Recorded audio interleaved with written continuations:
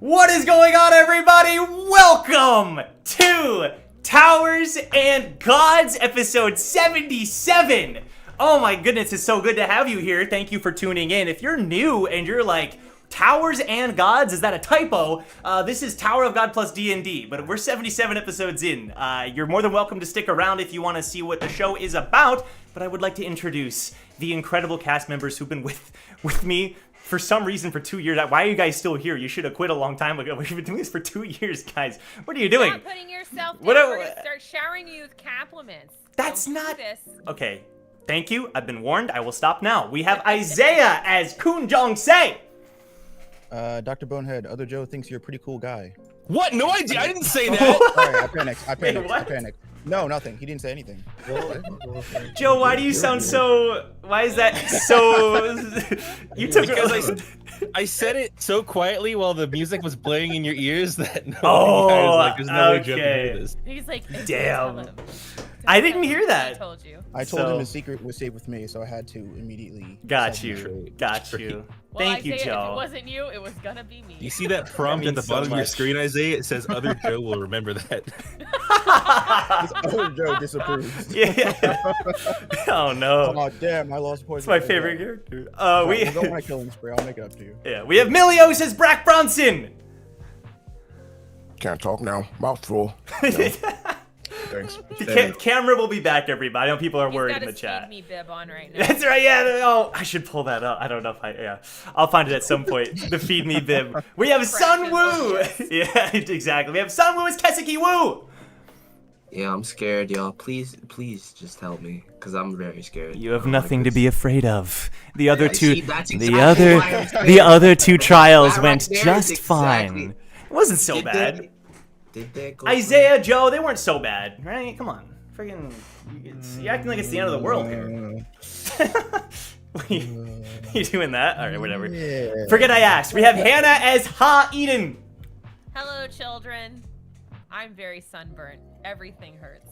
It's great. Let's go. Do you that I don't know. Huge. I wish I was sunburnt. Okay, so chat. Let's just have a little come to Jesus right here. Joe likes that I'm in pain. And Wait, what? Campaign in the past, What? So the trend continues. No. I mean, listen. I like. You did just let's go her sunburning. That's pretty egregious evidence. Okay, I'm sorry. Okay, I'm sorry that you experienced the sunburn. Do you not remember that though from I think it was workshop battle? It's like I no, remember. It was, yeah. It's like, do you like me in pain? I do remember. I do. In fact, I think that was in one of the meme reels. It was a while. Yeah. That's a classic. That's a classic for sure. Anyway, we have other Joe. Other Joe is Damien Frog. Hey, everyone. Did you know they discovered an alien in Mexico and it looks like the funniest thing? It's the funniest thing I've ever seen. It looks so fake. I want to voice act that alien. It'd be like, I want to play you. Damn. It's pretty good, to be honest. They should hire you as that alien. There you go. He's not gonna be as funny as this alien, okay? Yeah. Okay. Well, regardless, thank you for being here, everybody. I'm gonna go ahead and read the super chats here. Matt the Third, I'm back, baby. Busy last 2 weeks. Let's go, Matt. And still have to catch up, but I can't allow Joe to go any longer without his favorite Star Wars trivia. How many children does Darth Vader have? That's gonna be numero dos. Ooh, but if you take into account how many children he killed, Joe, you have to minus that. Stop this. Is there a third kid? No. He's talking about the younglings. He got 2 children. You're right. Wait, what? No, He has 2 alive children. 3? Yes. What? Since when? Is that like in the deep lore or something? Name all 3 of Darth Vader's children. Luke, Leia, and Lambert. No, you're missing Yoda, bro. Come on. Yoda? I missed that episode. No, it's 2. I'm just guessing. Oh my god, you were. Oh, okay. Thanks, Hannah. Appreciate that. By the way, your mic is a little low, Hannah. I think we could have a little bit higher if possible. Is that better? Yes, thank you. Okay, it was popping up into the red on my interface. And I was Oh, like, no, you're I good, don't you're wanna good. Murder people's ears. It is all good. We have Dart Angel. So first of all, thank you, Matt. Dart Angel, membership roulette is back. For today, we have a total of 2 points in which we will spin the roulette. Point 1 is if Jong goes brother mode for Woo. Oh, shoot. Okay. And then point 2 will be if Duke helps Woo. Oh, my God. No, that's not happening. Dude, Look, that's... and quite ooh. frankly, I'm not making any promises either. But like, You guys the first forget- one was definitely more likely. You guys forget that I play Duke, though. Like, I have control over this membership roulette. I'm kidding. Yeah, but I are would you going never. to assassinate his character? Though? Are you going to? Just completely throw him in the garbage. I didn't treat him super poorly, so baby. There's a chance. Dart Angel with 20 more gifts and then another renewal of membership. Thank you. And then Dart Angel said later on, 30-minute gang.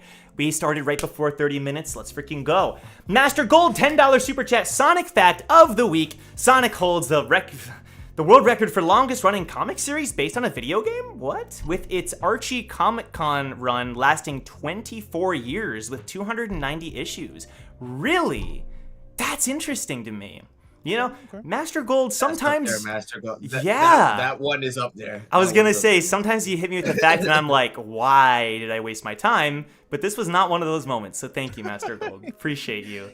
Sometimes. That was great. I And- appreciate you, Master Gold. I'm kidding. I'm kidding. That I'm was joking. fine. I'm That was joking, fine. bro. I'm I joking. did not know that.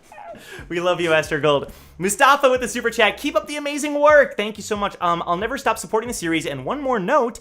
Woo's purification is him playing Towermon and being traded, and Applin from Stexa named Macintosh.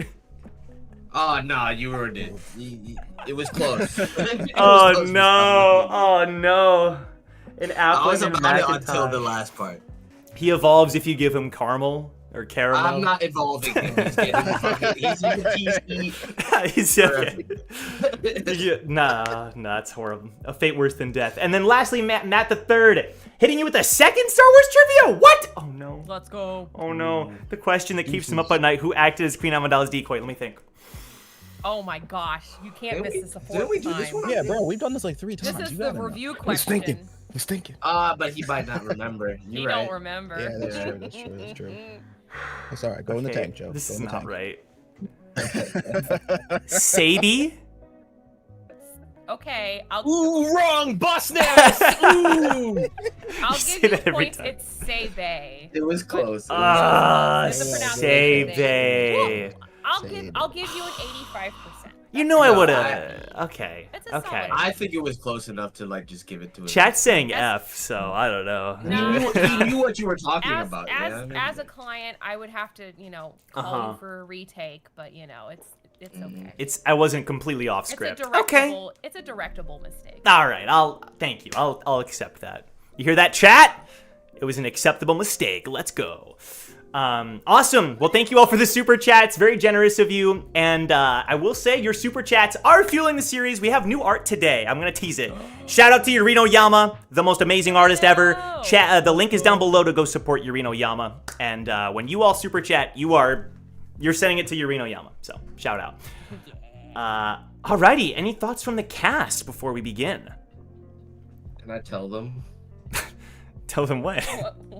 Never mind. Okay, well, bro. what? You can't do that.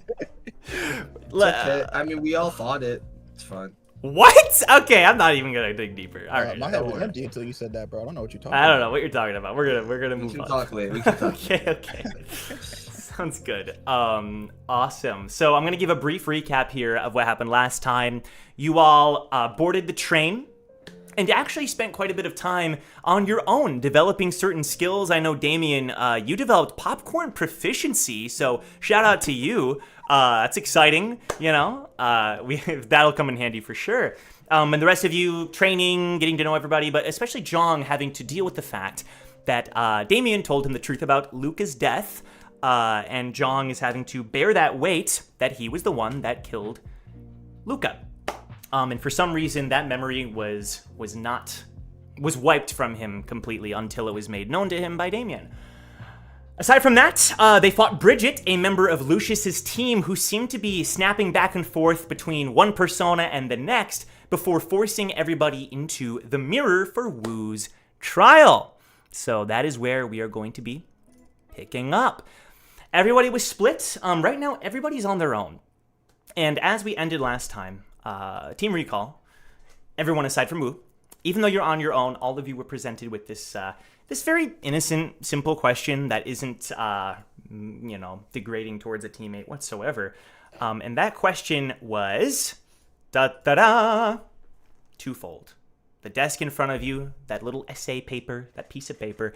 Favorite thing about Keseki Wu, least favorite thing about Lopavia Keseki Wu. Now, everybody sent me their responses beforehand, and I am not going to read them off at the moment. However, this is my first time seeing them, so I will be looking at them during this time.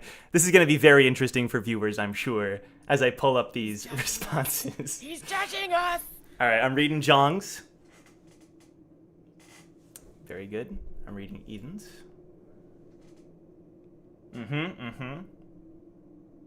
I see. And then Damien. Yo. Thanks, man. Thank you. Appreciate that. Yep. And then... Oh my god. You're welcome. I don't even know what it is, but I want to see it now. Did you write an essay, Milios? No, it's like 3 words total. Oh, damn. Okay, great. That's so in character. It's crazy. There was no word limit, so you know. That If is... it was in character or not. That, I'll yeah. go back and say. It's true. All right, cool. So you all finish... Hey man, I love all you guys regardless, just so you know. Oh, that's very... Thank that's you, very thank sweet. you. Good above the table safety rules. We love Yes, indeed. I posted mine as a twit longer on Twitter. You can read it now. it. Oh no. Oh, no. Oh, no. Oh, God. Oh no. You heard it here, folks. All right, so as you put down your pencils, something's in my eye. You put down your pencils, and it's as if the void around you swallows up the desk and the piece of paper and the writing utensil, leaving you in complete darkness at this point.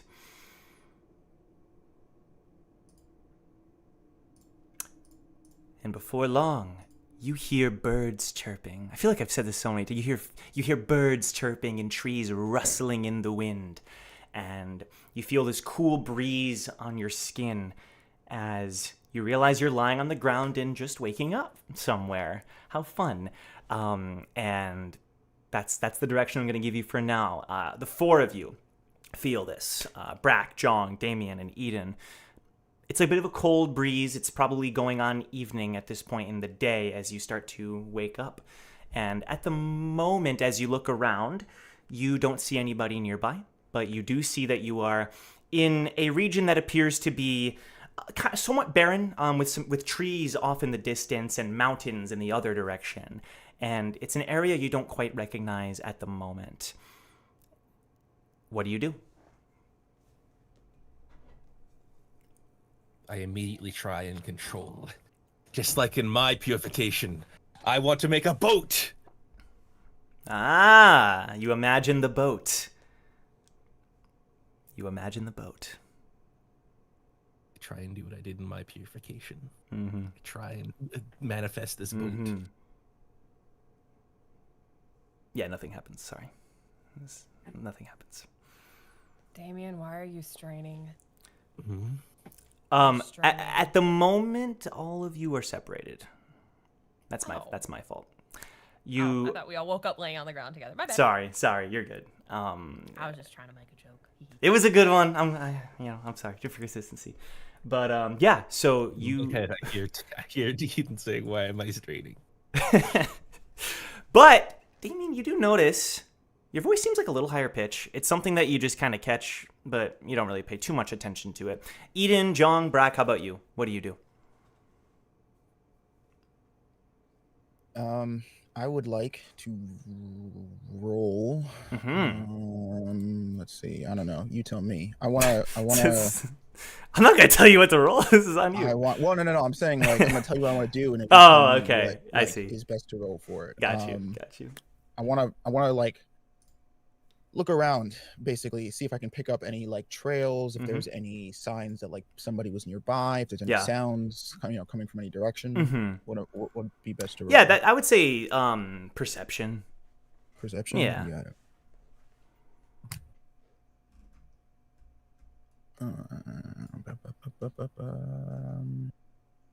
17. 17. Oh, 16. Sorry, 16. 16. Phew. Okay, that changes everything. So you look around, and what you notice is that this area, it's not like completely barren. Like you pay particular attention to the trees in the distance, which appear very healthy, and there's a lot of them, right?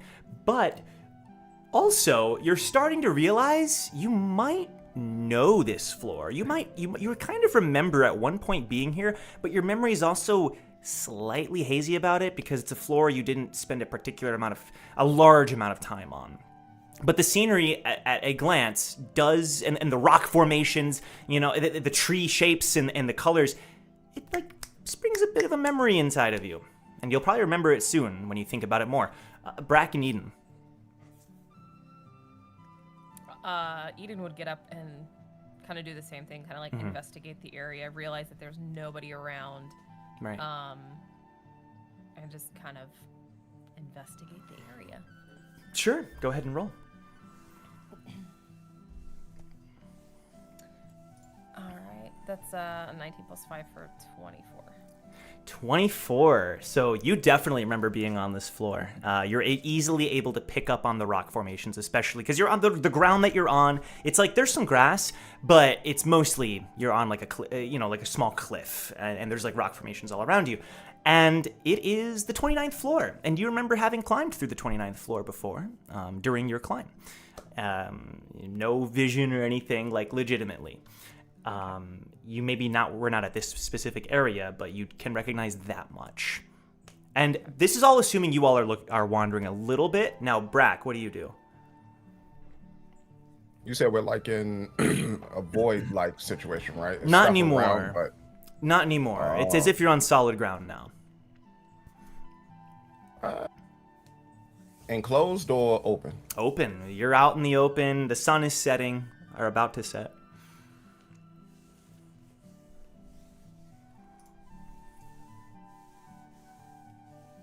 Hello.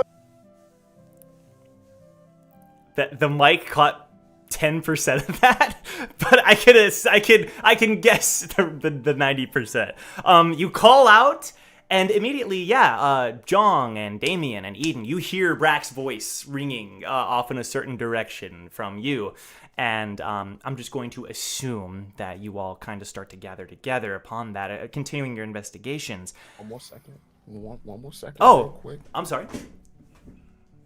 Do you got any snacks? Snacks. Very important. What kind do you want? One. Frog? Not your kind.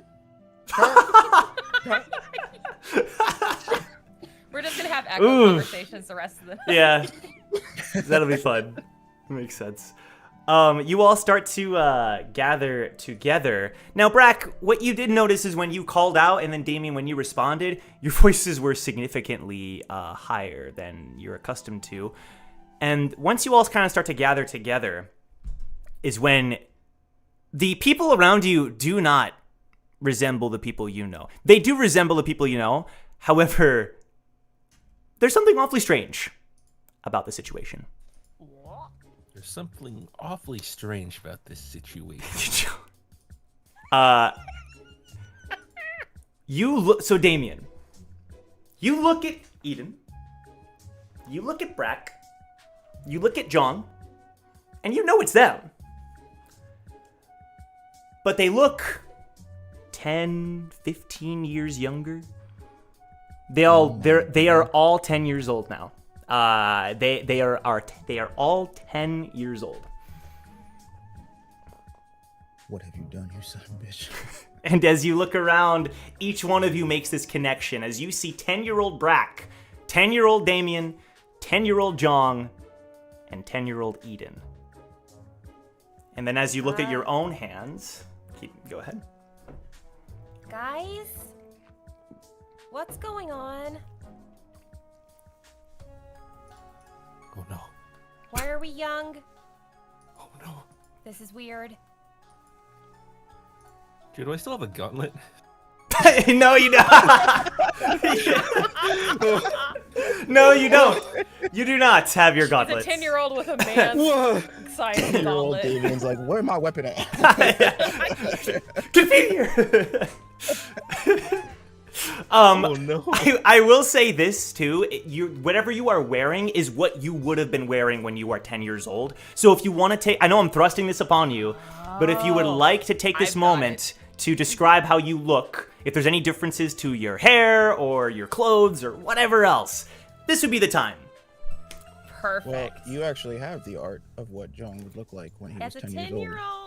That is the only art I have of I a don't have to chibi member of Team describe it to Recall. you. I'm sorry. That's how it's No, gonna you're be. good. You're good. I actually don't have it on loaded up though. I'm so sorry. You all know what you know what Chibi John looks like. How could you? It get would have rid been of him? unfair. Normal. It would have been unfair if you were the only one. So That's why fan art I guess- exists, right? Let's go. I've thought about this since the Jong purification, so I know exactly what she looked like. Okay. So you would see Eden in a high, like long ponytail. Her hair is much longer than it was like on the second floor. And she still has 2 little braids on the side of her face, very reminiscent of what her second floor is. She has the Ha hair piece in, but she also has the white training robes of the Ha household. Aha. You see in the it's in the comic if you look up Chonhee and Yuri. She's basically wearing the same thing, but they're a little bit, there's tears and like dirt, and they're not as pristine as they should be. Right. So she looks a little beat up, and her hair's a little messy, but that's what you see. Sure. Okay. Anyone else with any descriptors they want to throw in? Above the table. Not above the table, my bad. Brack's descriptors. When he first entered the tower, he's wearing that same armor. He looks exactly the same, and he even still has the goatee. 10-year-old with a goatee. There's a reason for it, and that's what I'm trying to say. There's a reason Okay. for it. Yeah. 10-year-old with a vengeance. So hold on. I told you the reason already. So Wait, hold on. But just to clarify, you are child-sized. Yes. Okay. So he pretty much looks Okay. like, if you ever read Solo Leveling, when they would take Jin Woo and they would make him chibi size, like that's how Brack looks now. Okay. Okay, great. Oh my god. Great. Alrighty. So yes, we have Chibi Brack then. Perfect. Jong, David, anything? Well, I mean, Oh, sorry. We know it. Right, yeah, Jong right. looks exactly the Yeah, same yeah. as what we know. yeah. Damien. So I look exactly like Jotaro from JoJo's Bizarre Adventure, height and everything. No. Okay. Now the real okay. answer. Tell us Slight- what little baby Damien looks like. Pretty shorter hair than we've seen Damien have before. Purple. He has like a green hoodie on, with 2 like pockets in the middle. Okay. And he's got he's got shoes on, Thanks, which is man. pretty odd, I guess. Wait, am I stupid or? No, Damien wears shoes. Okay, cool. Just wanted to double check. And and pants, Right. like a normal All right. kid. Yep. His hood is up. The hoodie is green. Did I mention that? Cool. Very, very cool. Thank It's you. very, normal and very, like regular. Does the Yes. hood on the hoodie have a frog head on it, like Dorian frog? This is a very important good idea. question. That's a pretty good idea that I wish I thought of. Yeah. Okay. You can steal Okay. it. You can steal it. That is another addition to the design. Okay, cool. Now, despite the fact that you're all kind of like realizing this, you have the same memories. That you are not actually from back then. You have the same memories. Everything else seems to be somewhat similar at the moment. This is really weird. What is going on? Is this the mirror? It is most certainly the mirror, child. Why are Hannah, like thank this? you for taking this seriously. You're welcome. It's, Yep. It is most certainly the mirror. Oh, this is really weird. And why does it how did it know? Why am I in... Why do I look like this? When did you all grow? Huh? We You're at shrunk. eye level with me. You're not supposed to be at eye level with me. Well, you shrunk. I didn't shrink. What the hell? Why am I so close to the ground? And Welcome why do you to look our exactly the same? Yeah. Strong genes. What's your excuse? How do you... If we're My gauntlet. 10-ish, how do you have a goatee? Because Brack was always a man. Oh, that tracks. It does. No more questions. So...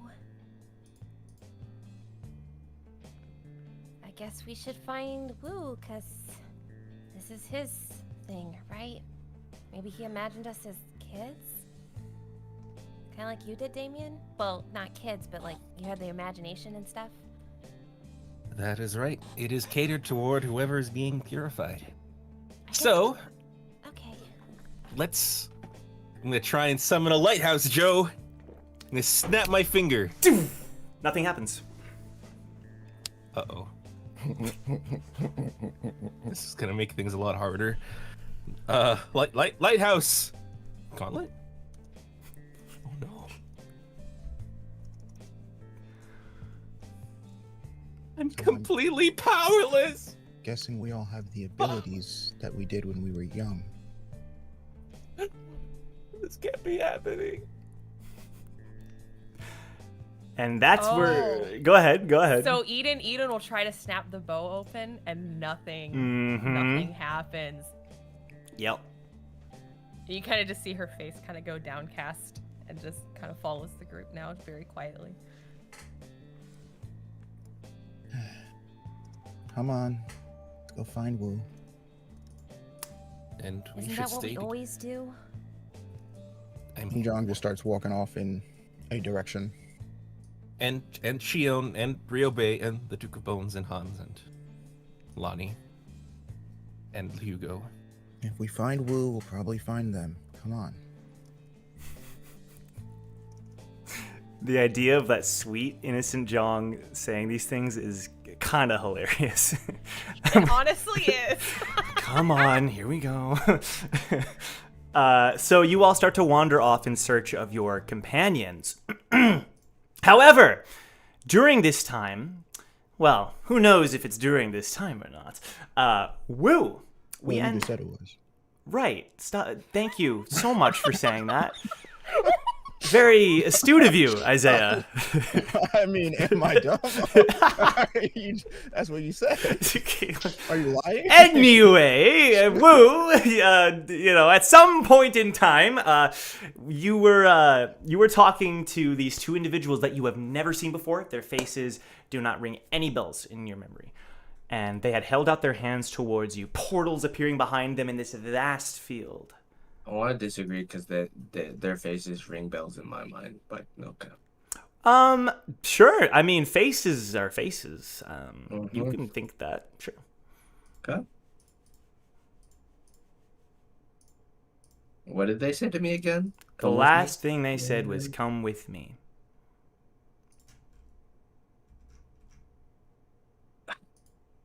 Tired. Spent the last... How long has it been? Where's Mizuru? This is ridiculous. Look, you want me to come with you? I can only Yes, choose one. please. And he Wu kind of points between the two of them. I can only go with one of you. Well, I don't. Is that? And the boy kind of turns to the girl.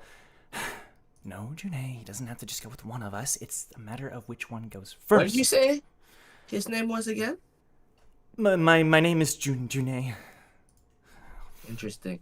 And I that's wanna go with both of you. Hina. Don't you guys seem to... I didn't ask that yet. You guys You seem didn't to know ask each that other. yet. She rolls her eyes. You guys seem to know each other though. You could say that. Yeah, because we're both in the same army. So, whoa. Look, I'm very tired. Look, I don't know what I'm even doing here. Can we just all go together? Is that cool? So you do choose both of us? What is that? You know what? Yeah, sure. I do. I choose both of you. The girl just looks at you and narrows her eyes, and then kind of scoffs. Whatever. And the portals kind of close behind both. They completely shut behind both of them. Oh, I didn't know that would happen.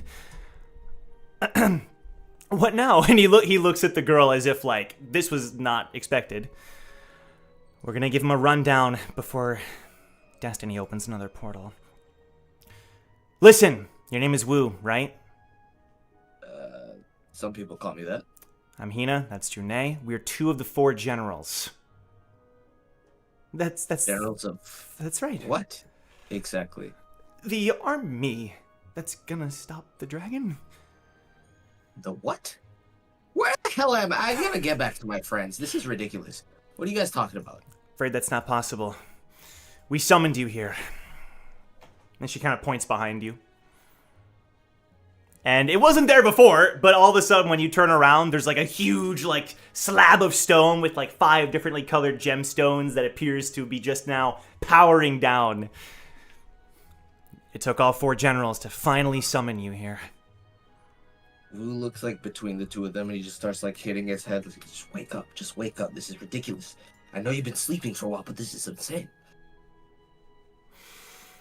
So you don't want to help us? June, was it that? I never said I didn't want to help you. I just don't think you're real. This doesn't make any sense. I was. Where was I? But without you, Damn it, Mizo, where are you? Without you, what's gonna happen to the princess? She's trapped and all alone in that tower. And without you, I don't think we can save her. Wait, slow it down. Who? The princess. Which princess? Princess Mirth. And you see like Wu's face like get like very, very tense. And he walks up to June and grabs him by the collar. Who did you say? He kind of like smiles a little bit. Princess Mirth? And Wu lets him go. Mizo, you're so useless. And he kind of like, can I roll perception? Yeah, just please. To, like, get like an understanding of.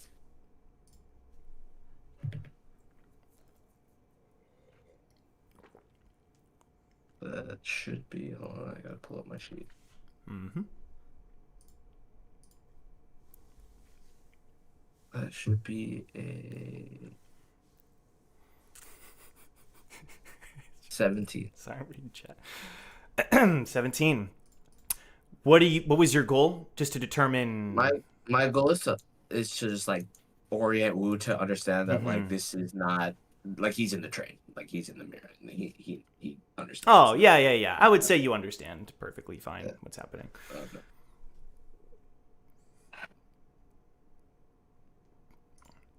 And he kind of does like pats down June's shoulders to dissuade the angry Princess Mirth, you say.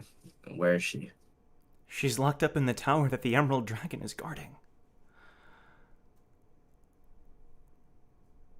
And Wu's just like in his head, like, why do I have to have a stupidly elaborate scenario? All right, look, June, if I had gone with you, what would have changed? We were testing you, says Hina. Each of us leads various squadrons of the... Wu sharply turns to Hina. Did I ask you the question? Listen, if you're going to interrupt us every second, this is not going to work. Just like my teacher, huh? And you're nothing like my partner. Doesn't matter, June. He's not the one. Let's try another summon, and maybe we'll get someone better than him. But, no, Look. it has to be him, Hina. I'm sorry. I apologize. Hina, explain. The Supreme Commander told us to try to summon you, as if you were the chosen one to help us out of this crisis. But honestly, I'm just going by his orders. As one of the 4 generals, I suppose that's what I have to do. And then, another portal appears behind her, this time differently colored. The other 2 blue portals, this one's like a pink portal, as if it'll take you somewhere different. And she looks behind her, then turns back to you. Looks like Destiny finally opened the portal. That'll take us back to camp. Are you in or not? Whatever I can do to help. And June smiles. I told you. And then she just turns around and walks through the portal with June following behind her, leaving you alone in the field with the portal still active. Wu kind of like slowly looks behind him as if he's trying to see if there's any way out of this, and he's like, and he just leaps in behind them. Okie doke. When you exit the portal, it's a very, no bad sensation when you're traveling through it. It's just like this warm feeling as the pink surrounds you. And then when you land onto the ground, you're surrounded by what appears to be a military camp. You've got tents all around you, soldiers polishing their weapons, horses being fed. It's something out of a fantasy book, right? And they're all, camping out and preparing for the day. But the first thing that you notice is that each of these soldiers is wearing a white mask on their face. That's the one thing that separates them from other people that you've met so far, the 2 others. And another thing you notice is that your 2 companions that were traveling with you are no longer there, June or Hina. You're just there with the soldiers around you. One of the soldiers walks up to you. Are you the one? Are you our new tactician? The one who will help us defeat the Emerald Dragon? Whoa, slow down. I have no idea what you're talking about. You're the one. The one that the Supreme Commander told us about. No. I don't know who that is. Where's the young lad with the bow and the girl with purple hair? Where are they? Oh, General June and General Hina? They've probably been sent back to their encampments. Come to think of it, June's probably training over in the fields. But the Supreme Commander would love to meet you.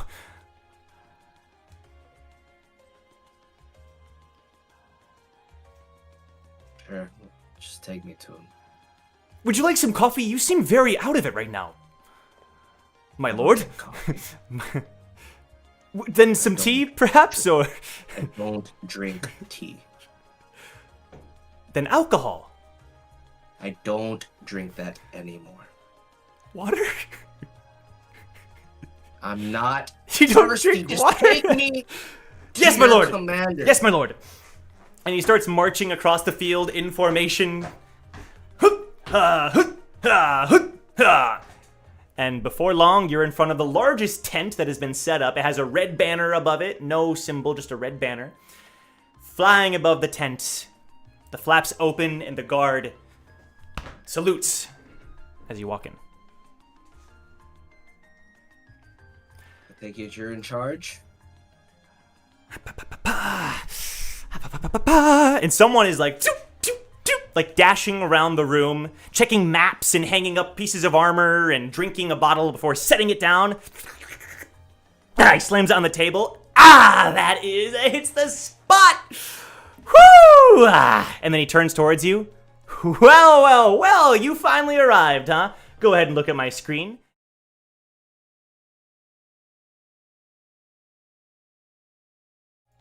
It's about time. Only took us, days and days? Name's Ryuji. He shakes out his hand. Wu extends his hand and shakes it.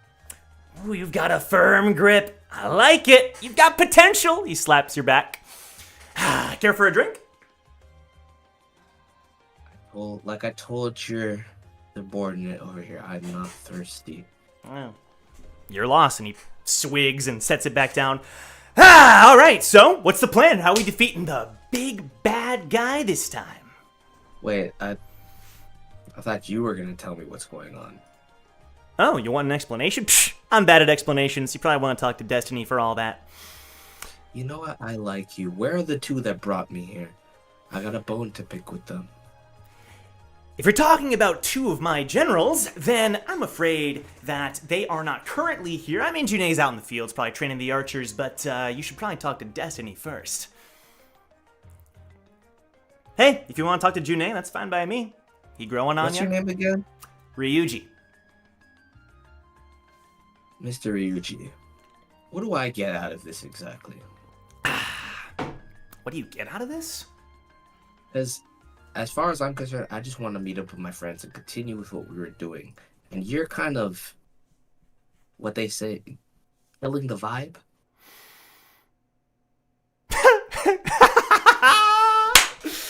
I like you. I like this. I like this. And he kind of waves his hands around. I like it. You've got potential. I'm sorry for killing the vibe, but we're kind of in the middle of a war right now, and the fact that you got summoned here means you are the protagonist of this tale, my friend. He slaps your back. So why don't you go along and go talk to Destiny, or one of the other 4 generals. 3, if you don't include You me. haven't answered my question. What do I get for completing your task? And Wu looks like very angry as he looks up into his eyes. You don't want to save the princess? Don't make me hurt you. Ooh. Awfully snarky coming from somebody who is a tactician in this tale. Tactician, I don't do tactics. That's gonna change. Sorry.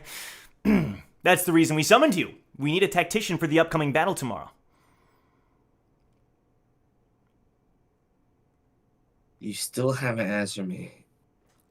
How about this? Let me phrase it another way. I'll do exactly what you want. How does that help you? If we're talking about me, and he looks, he starts to walk out of the tent as if to continue the conversation. He looks out across the field, but then he turns his gaze out of the camp where you can see a large mountain beside a forest. I just want to fight some strong people. He turns back to you.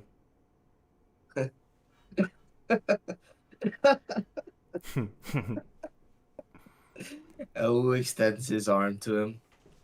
He I grasps like it. you too, Ryuji. Let's say I'm interested. Give me the rundown. Here's the rundown. And he walks back into the tent and spreads out some maps, and let me play some here. Okay. Actually, you know what? This is even better if I do this one. Here's the rundown. There's a tower over in those mountains. Princess trapped inside. Emerald Dragon coiled around it. We're not going to be able to get in unless we break through his forces. He's got some men, more men than we do. However, they're all big and dumb. We have a lot of different soldiers who can do various things, led by us 4 generals.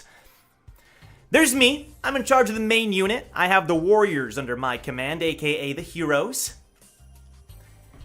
There's June. He's a part of our ranged battalions, and even though they're quite fragile, they're pretty good at ranged combat when set up in the proper positioning. There's Destiny, who's of course in charge of our mages, and then Hina, who's in charge of our intelligencers, he says in a high voice. That's what she likes to call them, but they're just basically scouts. We need to command all of our units tomorrow to break through these enemy lines, go on a crazy adventure, rescue the princess, call it quits. You wouldn't happen to be an animal by any chance, would you, Ryuji?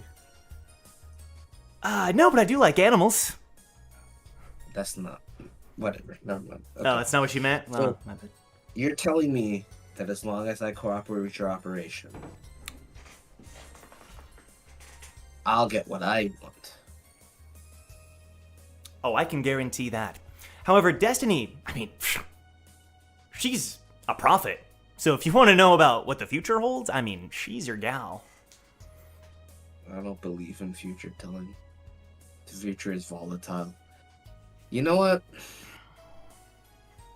Seeing as how it doesn't have a choice, I'll help you, but only if you answer one question. Alright. You said we gotta rescue Princess Mirth, right? That's right. Where's Taka? Who? And Wu looks him like dead in the eyes. You don't know that name? Taka? No, I do not. Well, this is useful to me. I gotta find my friends. The sooner I deal with this, like this is all internal monologue. Yeah. The sooner I deal with this, the sooner I get rid of these fools. All right. You know what? You said I'm the savior, right, Ryuji? I would call you a hero, personally. Yeah. No, you better start putting respect on my name. That's... I'm gonna help you. See, you Stop can be the... talking. No. Let me finish my sentence. You're the savior. I'm the hero? Is that how we're doing this? Because that actually sounds pretty good. Do you want me to help you or not? I mean, we can probably do it without you, but I mean, it'd be cool to have you by our Without side. me, then. Okay. Show me the exit.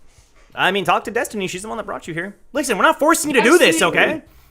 Destiny. I've been telling you to go find her for years, he shouts. No, okay. All right, fine. I'll help you. The understanding is this. If I ask you anything from this point forward, you will answer me honestly. Are we clear? Clear as crystal. In exchange, I'll do what you need me to do, but not if it compromises my morals. Is that okay? Yes, sir. Show me the way, Ryuji.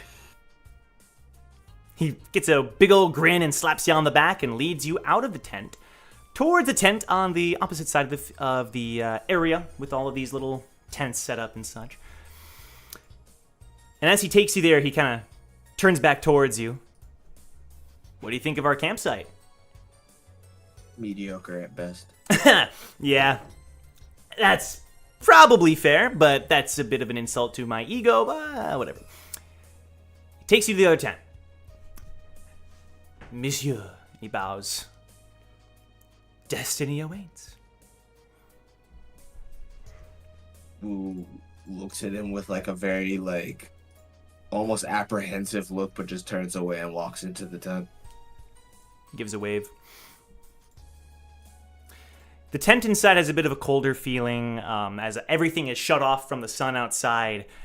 There's a couple candles lit in the room, and you do see a figure standing at one of the tables, her back towards you. But then she turns to face you. Welcome, Kaseki Wu. I don't go by that name anymore. You can just call me Wu. Or if you want to call me something, call me Lopobia Wu. I see. Well then, welcome, Lopobia Wu. And you can look on my screen.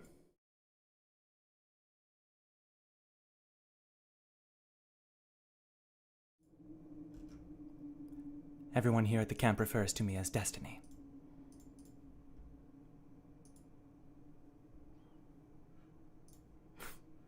What do you refer to yourself as?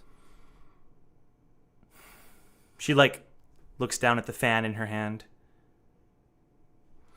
Whatever my family tells me.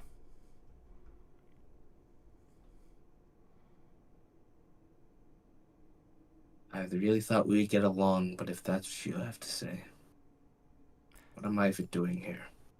But I've broken free of that. Despite what everyone thinks of me and tells of me, I no longer base my existence on that. But tell me, what do you wish to know? Wu kind of just for the first time in a while, he's just kind of taken aback, she's not what I expected at all. Mm-hmm. Well, never mind.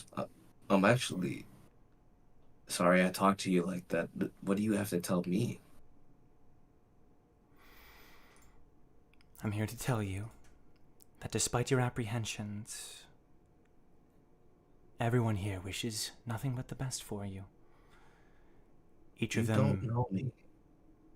She turns and looks at you again, seeing into your soul. Oh, I do know you. Woo. Better than you in some areas. And that is why, if you would like my advice, I will tell you this. Despite the flaws of each of the 4 generals, we have your best interests at heart. If you would play along with their game, I believe you will see the fruit of that effort.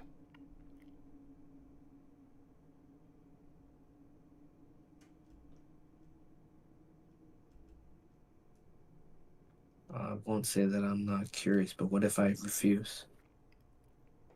Then I will send you back. Back to that field where you can run, follow the clouds, and never have to worry about this war ever again.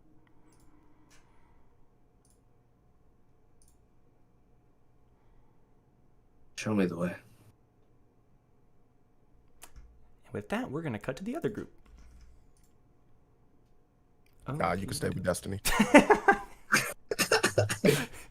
Well, I'm sure we'll see Destiny. I guess. I think we got to get the character backstory and yeah. Really, just do our due diligence. If that's Destiny, I'm worthy of that fate. Of course. Of course. Okay. Let me play this here. Okay. Here we go. So, the rest of you, 10-year-old Team Recall is kind of wandering the fields. Was there a particular direction that the 4 of you wanted to head towards? I know I didn't give you much. There's like the trees in the distance. I would say opposite the trees are the mountains. Due north. I'm just kidding. I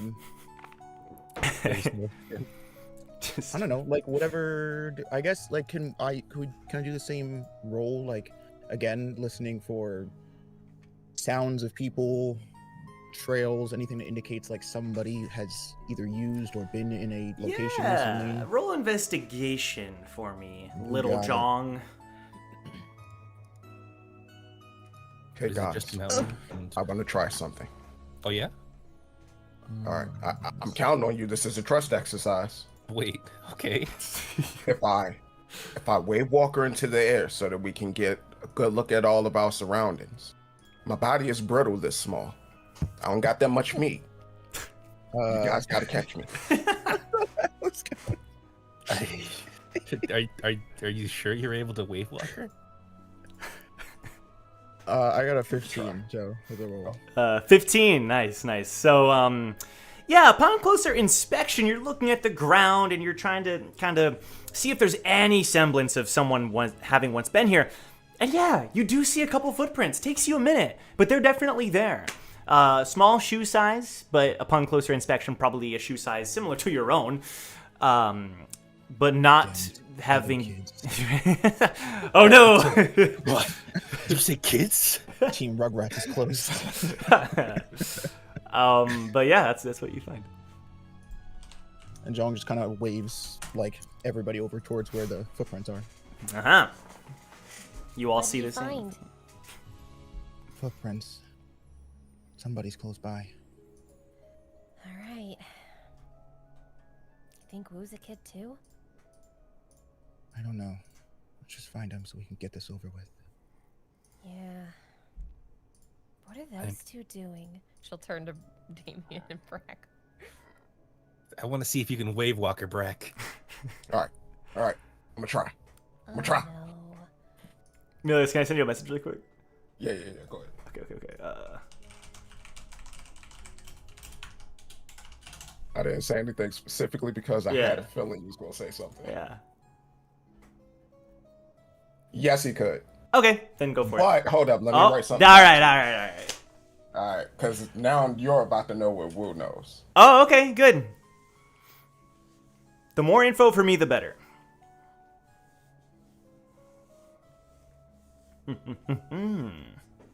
Chat, how we doing? Oh, also, yeah, don't forget to leave a like, guys, if you're enjoying the episode. That'd be cool. Appreciate that. Also, Mustafa said, Yurik, my babies. Let's go. Shout out, Yurik. I guess if this is happening. So I he feel can. Okay. with you knowing Oh, I see. that. So he can. I see what you're saying. Got it. Yep, that's fine. Thank you. All right, I'm gonna try. And he tries to wave Walker into the air, but he gets scared and he stops halfway and he comes right back down. Smack. Does anyone try to catch him? Any reaction? Okay. I got him. Are we on concrete or sand? It's like dirt. Or grass? Like hard Dirt. dirt. It Yeah. don't matter. He's at least twice my size, bro. I ain't catching. he's wearing the he's the same size. He's wearing the armor. All right, 3. Okay, well then twice my weight. Yeah. I've got him. I've got him. You want to try to catch him? Make an athletics check, Damien. Except you get -3. Oh boy. Ooh. Damn, bro. Well, we That's tasted them dirt. kid stats, bro. I had to scroll down. Damien, you can always say. Oh sight. my god! Oh, never Holy. mind. Damien, go. Yo, kid Damien, pop it off. That was a nat 20 from Kid Dave. What the hell? How do you want to catch him? Damien just caught me like Goku did Nappa. This is crazy. Go ahead, Joe. How do you want to catch him? I don't know, Joe. I was expecting to fail completely. This is all you. Whatever you think, man. This is all God, you. okay, well, I'll catch him anyway, like a kid would try and catch some sort of Okay. giant metal thing coming out of the Okay. sky. Okay. Excellent. Wait, really quick. It appears the stream cut off a bit. We missed a little bit there. It looks like we're back. Apologies. For anybody who missed it, Brack wave walkered into the air, started falling back down, but Damien rolled a nat 20 and is now Yes. catching. And now Brack will be in the princess carry, where he will be in my arms. I will be like, I will stare directly, because this is the only time this will ever happen. It's true. It's true. Brack, are you okay? Oh no. Let me down, Frog. It's okay. You don't. I can walk you the rest of the way. Frog, if you don't let me down, I'm gonna bite your nose. Brack, come on. I may be young, but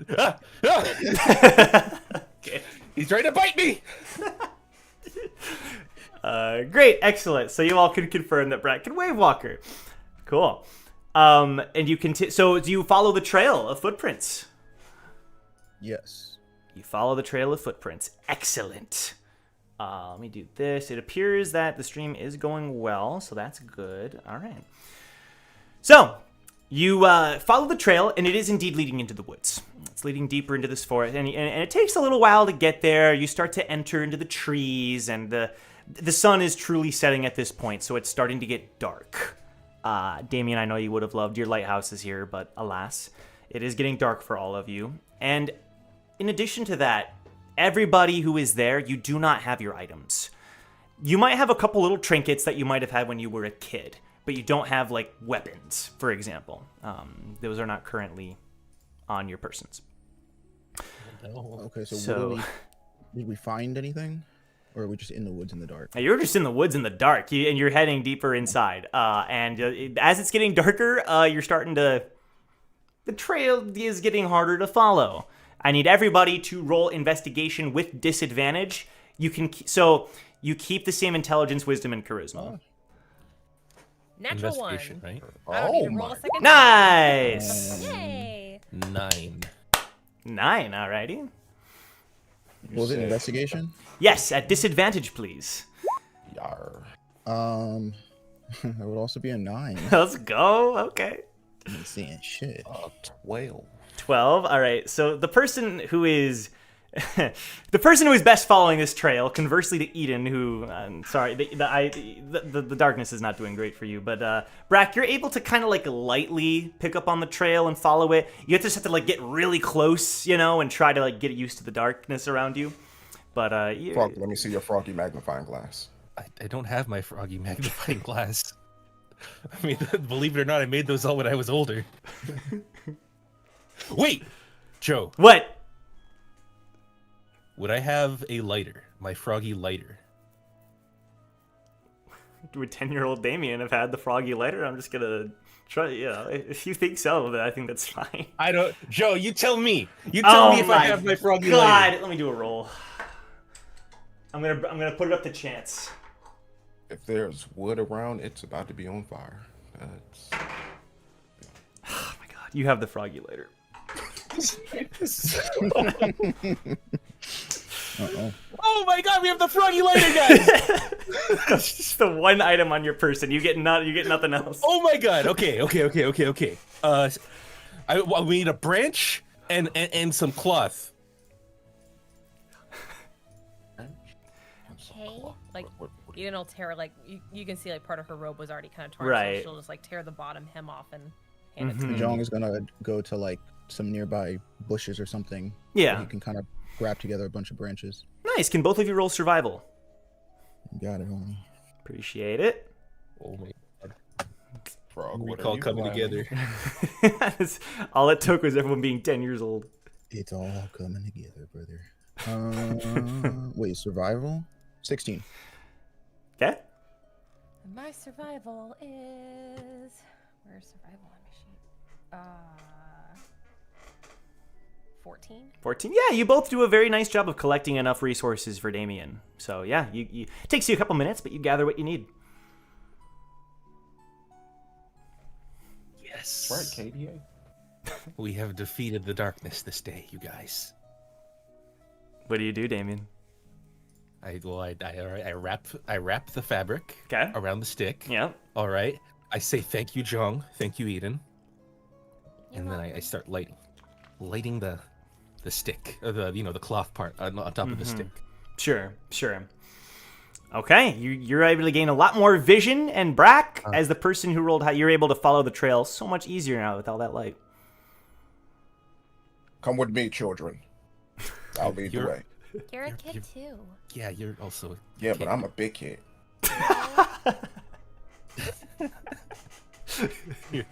You're like. Damn, that's that kid logic. Yeah, he truly, yeah. I'm actually 6 months older, though, so. I'm 10 and a My half. birthday was 5 days before yours. Mom said. Cool. You're able to follow the trail deeper into the forest now. All right, everyone needs to roll perception. Without disadvantage. though, Without right? disadvantage with the fire, that's correct. Hell yeah. That is correct. What are we rolling? Perception! On 11. Oh. 18. Okay. 18, 5. Break out the real dice. 12. All right. Or 11. Okay. So Kid Jong. Should I just refer to everybody as Kid Eden, Kid Dan? So Kid Jong, you are able to sense that you see it through the flames. The fire around you, as Brack is following the trail, something moves in the shadows of the trees. Something kind of dashes past. No one else seems to pick up on it. Jong walks in front of Brack and like motions his hand as if to stop him from walking. Something's watching us.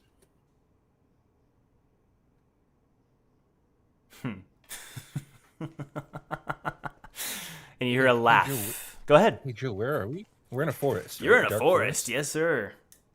All right, guys. If all else fails, we'll set the forest on fire. Let's go. I knew that was your plan. That was Last your resort. plan on the second floor. It's a throwback.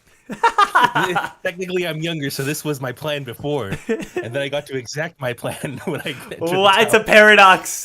Oh my god, it's a paradox. What came first, the Damien or This the Yeah. fire? before, after. No, honestly, I think this is a great plan. Just do it. Okay. So, All right, a little bit. Go ahead with the maniacal laughter. sure, you do hear a little bit of laughter, and the voice says, "These kids are smarter than we thought." It's an adult voice. Or maybe you're dumber than you thought you were.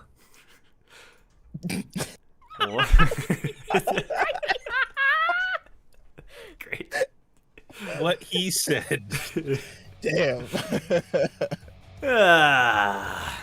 This one's got a mouth on him. And Of course I do. How would I talk? three individuals walk out of the shadows. And they seem to be wearing like rags, like dirty clothes, and there's tears in it. And they're all three carrying like hatchets on their shoulders as they walk. And these are the kind of goons that like Team Recall would just be like, you're not worth my time. But to 4 10-year-olds, they're like twice your size, muscled, with a weapon on their shoulder. And despite the fact that you have the memories of who you actually are, you can't help but feel like that childlike sense of dread when these 3 figures with weapons walk towards you. We're just here to take what you own. You hear the stories, right? The world isn't all about money. And you 4 kids look pretty well off. Just give us your money, give us that nice torch, and we'll be on our way. Excuse me, fine gentlemen, if you are a gentleman. So your big bright idea was to come to the forest, wait for someone who you would strike as defenseless. Just so happens to be 4 kids, big kid here. But you thought that would be smart to do. They all start Kids laughing. don't have money. These kids these days. Wow. I'm pretty sure my dad. Brat gave me kicks the one that's closest to him in the shin and he starts running. I need you to make an attack roll with disadvantage with also -3 strength. God, I'm so sorry. That's a 3.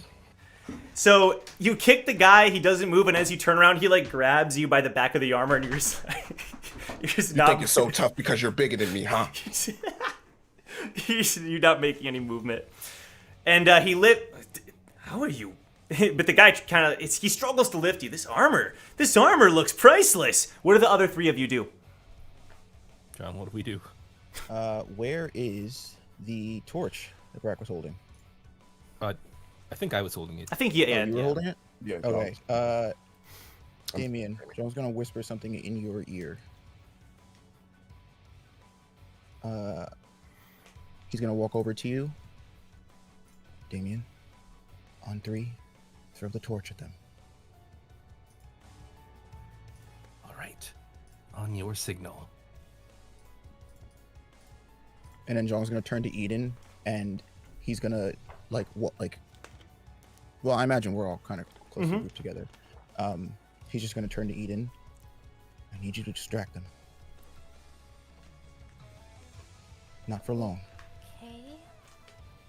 And as the one bandit is holding up Brack, the other 2 slowly stalk to walk over to the other 3 of you. Look, guys, I'm sure we can talk about this. Like, look, And she'll like pull her pockets open. like we don't have anything. We're just And while us. this is happening, Joe, Yes. I want to roll stealth. Okay. I want to duck behind Damien and get behind these trees to get behind them. So here's how the stats are gonna work.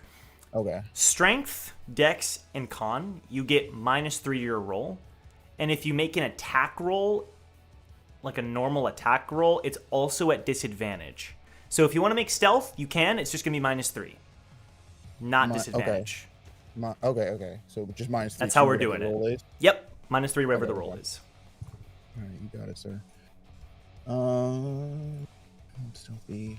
Oh well, my modifier is 3, so basically just without the modifier. Well, -6 then for whatever you would roll with the modifier. It's like whatever you roll what? -3, Not like your normal stat -3. It's just whatever. You all are on the same playing field as far as strength, Dex, Con. So it's just a D20 -3. Yep. For whatever you do. Yes. So there's no modifiers for anything. Nope. Oh yeah, that's what I'm saying. Oh, Okay, okay. okay. I just want to make sure it wasn't like +3, -3. Okay. No. Okay, well it's 14. 14? Okay. So, Eden, you're talking to them, and they're... You're not making any sense, kid. This kid over here, points at Brack, that armor is going to be worth a lot of money. And clearly But the thing kid... it's connected to his body. So if you take it off, you're gonna kill him. It's like infused, So that's his skin. But this kid's funny. You are distracting them sufficiently. John, you're able to kind of slowly walk away when they're not looking. What do you do next? I'm gonna creep up behind the one that's holding Brack Okay. by his armor, and at the same time that I go to yell to Damien, now to throw the torch at them, I'm gonna punch this dude in the nuts. Okay. Let's go. So great. The one with Brack. The one that's holding back. Yeah. Okay, so you give the signal. Okay, so here's what we're gonna do: make the roll -3, but no disadvantage because of the stealth. Okay, so like what I just did with the Yep. stealth. Gotcha. Okay. Okay, so it would be. Okay, so that's a 12. 12. Okay. So you shout, Damien. You hear the signal. Kia! Same for you, Damien. Make the roll just -3 though, no disadvantage. D20, right? Yes. 3. Sorry. I mean 11. 11. Okay, cool. Let me roll this here. So you chuck the torch. Okay. While yelling, yeah. Thank you. Yep. Cool. So, Child Jong, you're able to kick the guy in the nuts, and he drops Brack onto the ground. You son of a! And Jong yells to everybody to run. Okay. And then Damien. Child John would say, "Scatter!"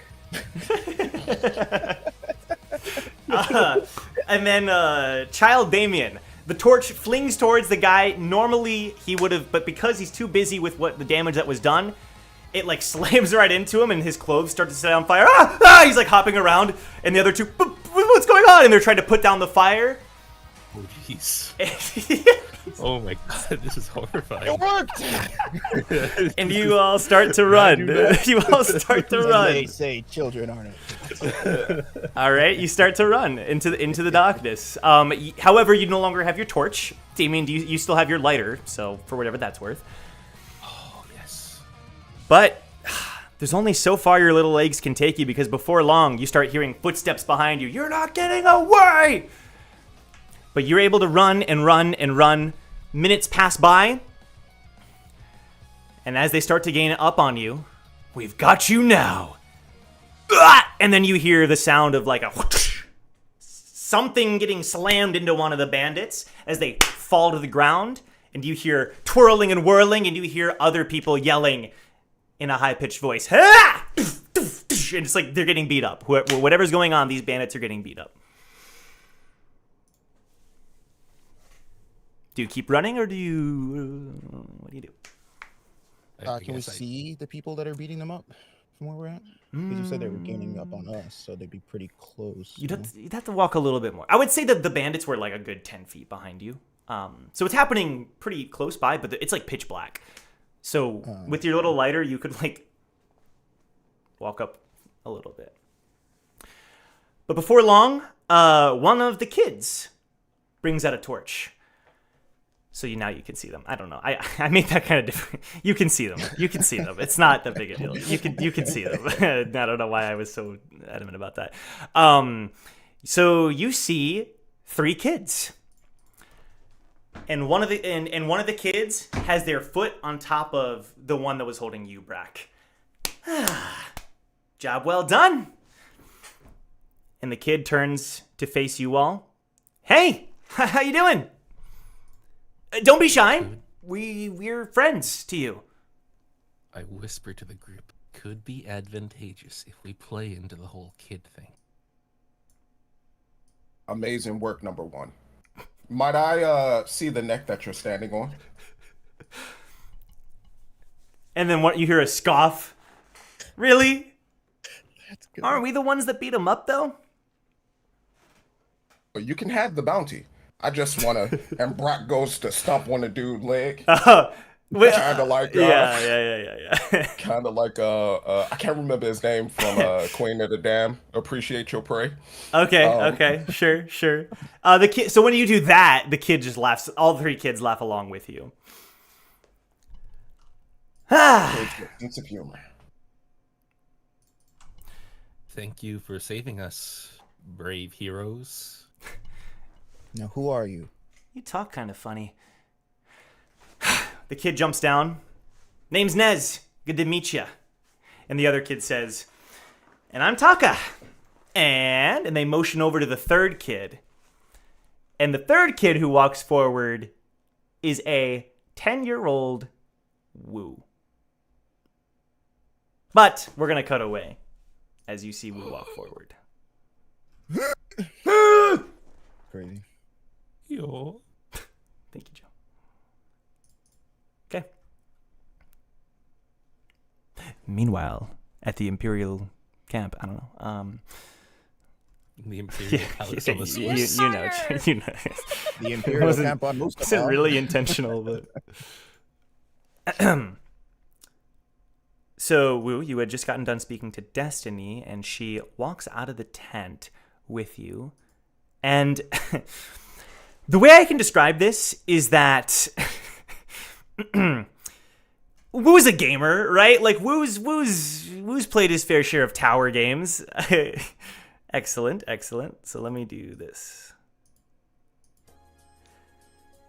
What Destiny does when she leads you out of the tent is she looks around the camp and then she says, if you would like to know more about the current situation, I recommend you speak to one of the 4 generals. If you would like to speak to me, that's okay. Ryuji, Hina, and June are also available. And Wu, I'm going to move you on Roll20 to a new map here. The time of day is enough that you have 2... Let's just describe it as it is. You have like 2 like support points for the day, and you can spend it however you would like. Beautiful. Okay. So Yeah. wait. Wait a minute, I gotta talk to traumatic ghosts in my Wait, past. wait, because of Persona 5? What the fuck? Hold on. I'm Wait. dead, bro. Ryuji though, like, what is Ryuji doing for real? Because like, you know what? Okay, I need to talk to Janae. I'll spend first point on Janae. June? Okay. Yeah, if you want to check what everyone's doing, you can, but Yeah, I would. Can I do I have to roll for that? Like, No, you can. You're free to walk around camp and kind of just. You don't have to make your decision. Okay, you can okay. first observe. So currently, Okay. there are 3 people in camp. Ryuji is working on the maps. He has a couple soldiers in there, and he seems to be poring over the maps, trying to figure out stuff. But like, he doesn't like it. Like, he's like scratching his head and he's like grimacing. June is currently with his troop of archers, and they have a bunch of target dummies that they're shooting at, but he seems to be unsatisfied with the performance of the archers. Destiny goes back to her tent and is sitting at her table with the candles. And then you learn from the other soldiers that Hina is at their other outpost in the woods, currently gathering intel. okay, interesting. Who's gonna go? He's still gonna go to Janae first. Let me see. I'm sorry, what was that? Janae. June, okay. I don't know if we're doing this right. Why do they Troubling you. Commander! And he salutes, and all the other soldiers salute. I just did 2 different salutes this camp. You guys know. They do a salute, okay? Put your hand down, soldier. I'm not your commander. Well, at ease, men! And they follow his order. Right. You're doing pretty good out here. Really? I don't think so. Honestly, I don't even know why they picked me as a general, but I'm trying my best. Don't look down on yourself like that. Think about it. It means a lot for somebody to have trust in you. Yeah, but I think Ryuji... The thing is, I hardly ever get any of the important tasks. Which I get, because I don't think I'm that useful to the army. But whenever I do get one, it's like, I don't really know what to do, you know? Do you think what you're doing right now isn't important? No, I definitely think it's important. All these men are relying on me. June, you're a good kid. A little too earnest, but you're integral to this whole organization. Ryuji knows that. That's why he has you here. You don't need to overextend now. One day, you're gonna be the one in charge here. Dev gets a grin on his face. Really? You think I could be like the Supreme Commander? It's not all flowers and roses. It'll ruin your life. Don't look so happy about it. Sorry. I guess it's weird. It's like I'm nervous about what the future holds, but also excited at the possibility. I mean, to be honest... Don't stop. To be honest, most of my life I don't feel like I've had that much of a choice in doing something important, you know? So receiving that validation feels really good, I guess. But because of that loneliness that I've felt my entire life, I sometimes wonder if my own existence is meaningless.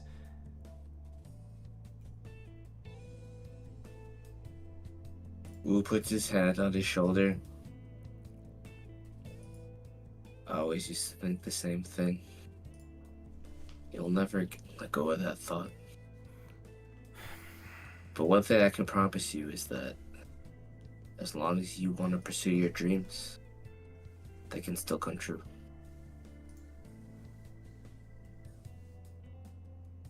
That's true. It's about... I think for me, it's about when it comes to loneliness. And when he says that word, something happens to you, Wu. Your mind like splits in half, and you see two scenes from your life playing out at the exact same time. Imagine, we're going far with the video game metaphor, and that it's like a split screen multiplayer thing where you're seeing both events at one time.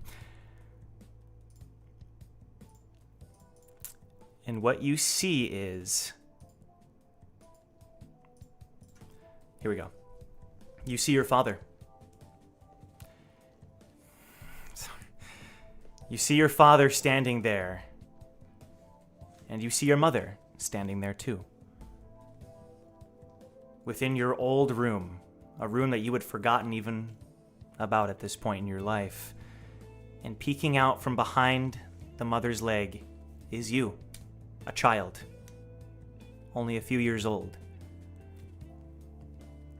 Your father is standing there with two soldiers at his side, your mother screaming while holding her arms behind her back. But then, the scene on the left is how you remember it. But the scene on the right is what could have happened if just one thing had changed. You see yourself run away. Run away from it all. You dash away while your mother holds back the guards, and you try to escape. As you hear your mother's screams, you do your best to escape from the hell that was about to overcome your life. But you know that's not what happened.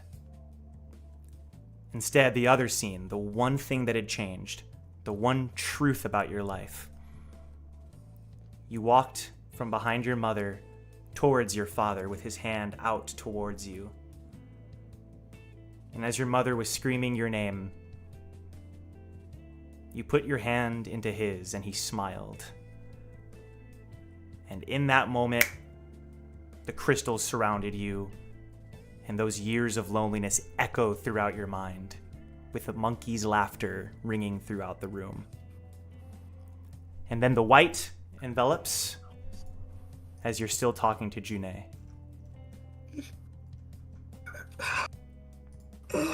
Woo? I'm sorry. Just and June can actually. I need June to roll some sort of perception for this, but I'm gonna say he succeeds. you even do it. Well, he notices that Wu is just like completely distraught, like can't even form a sentence at this point, and then he just like turns away. He's like, I meant what I said. I gotta go though. Really? Just before you go, I know what it's like. All my life I hadn't gotten a second glance, but despite everything, no one thought I had any value. Until one day someone looked at me, held me, and smiled. And ever since that day, even if I'm never given an important task, or even if my job is super simple, like firing some arrows into a wall for the other troops, I'll always remember that someone once gave me value. And I'll hold on to that forever. Thank you for reminding me of that. And he seems to have gained a bit of confidence.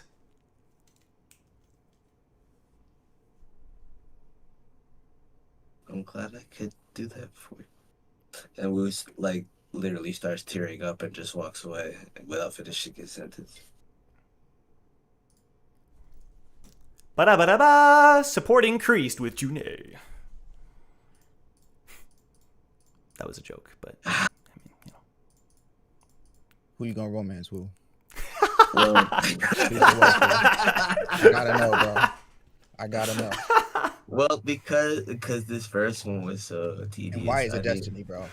Yeah. Let's cut to the chase. Let's cut to the All right. First of all, I got a plan here, Izzy. I got a plan. Just let me cook. Let me cook. How'd you do? Oh my god. All right, so go ahead. Wu's gonna walk away from that area, right? Yeah. And he's gonna be very distraught. And I think as he's walking away, this is not his choice to stumble upon this, right? Sure. I think Destiny will just notice this shit based on what Okay. what you said her positioning was, right? What's your idea? Hold on, I'll send you something. Okay. This is important.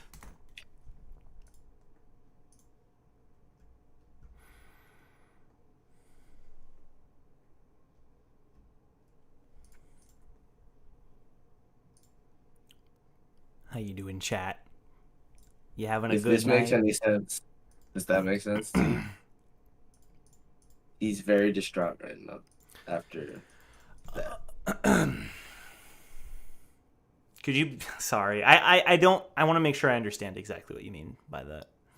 I'll give you. Okay. How we doing? It's lagging a bit again. Damn. The bitrate seems to be up, but if there was a jump, I apologize, everybody. We're back. Sorry about that, everybody. I'm not sure why it's doing that. But glad to see we're back. We're figuring out one thing. Let me know if that makes Yeah. Okay. Easy. Yeah. Cool. So you stumble towards the tent, in some distance of her tent, and visibly distraught, right? Like, Mhm. Yeah. Like tears going down his face because he hadn't seen anything like that in a long time. I see. It's been weird. she walks out of the tent towards you, as if easily able to sense your stress. And as the sun is setting, it's getting to evening. She bends down next to you. You saw something, didn't you? I did. How do you know that? What is this? I told you. Each one of us has our strengths and weaknesses. Some that relate to you.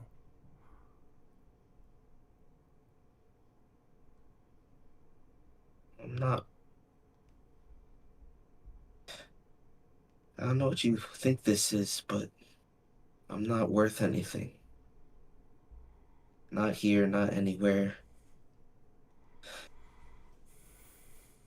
I can try as hard as I can, but it's just...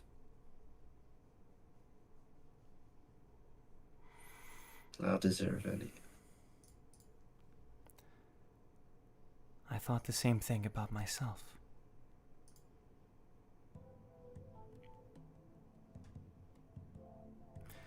I thought the same thing because I thought the only reason I had value was because of my family. Even well after parting ways with them, everyone knows me for my past. I was a prophet, predicting visions of war that would save my family in times of crisis. And yet, I no longer care what people associate me with. I've learned to live with people's perceptions of me. Because my new goal is to prove them wrong. Wu, you are quite lucky, you know. In fact, you might be the luckiest man I've ever met. You haven't met very many men then. I've met quite a few. The reason I say so, and pardon my bluntness, because you have made innumerable bad decisions in your life. And yet, call it chance or fate. And when she says fate, she like shakes her head.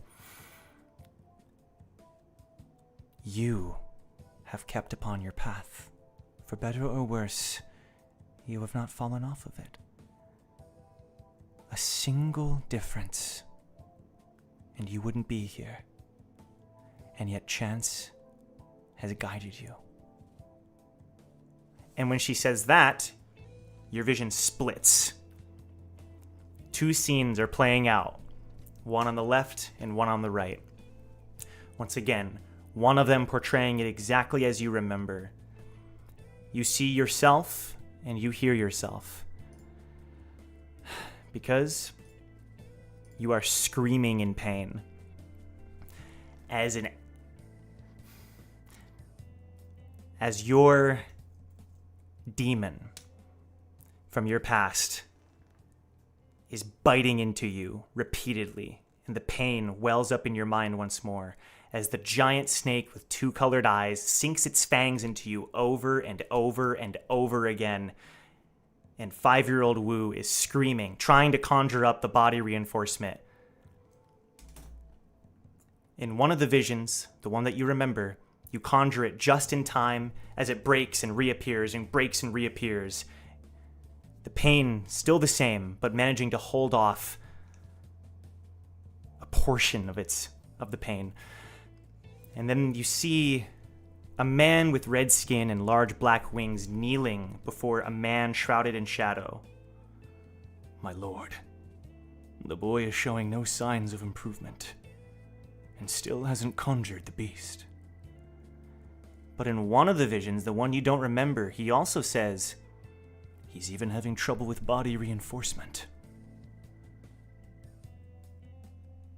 And in the vision you remember, the man in the shadow says, continue, Kirin. And in the one you don't remember, the shadow says, after a pause, tell Yorari his children may feast.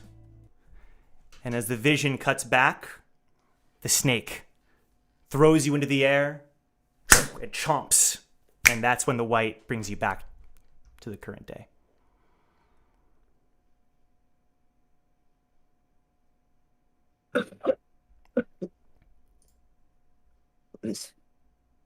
Is Wu still in front of Destiny? He is. She has one hand on your back. What is happening to me? You and I are similar in this regard. We both come from families that expected much of us.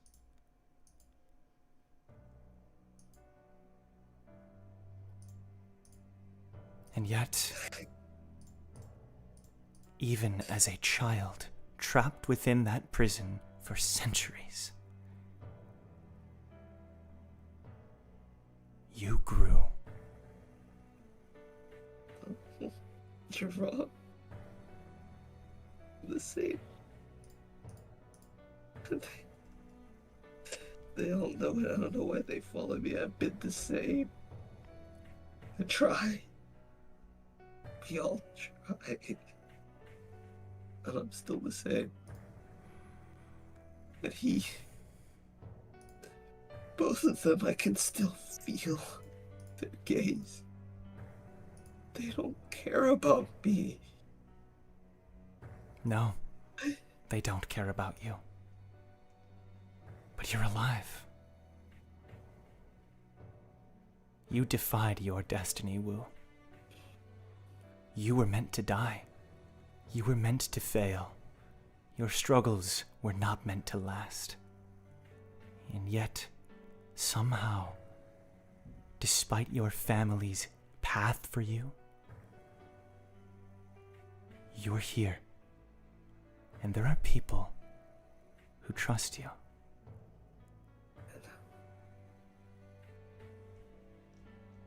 They don't deserve to trust me. I've broken too many promises.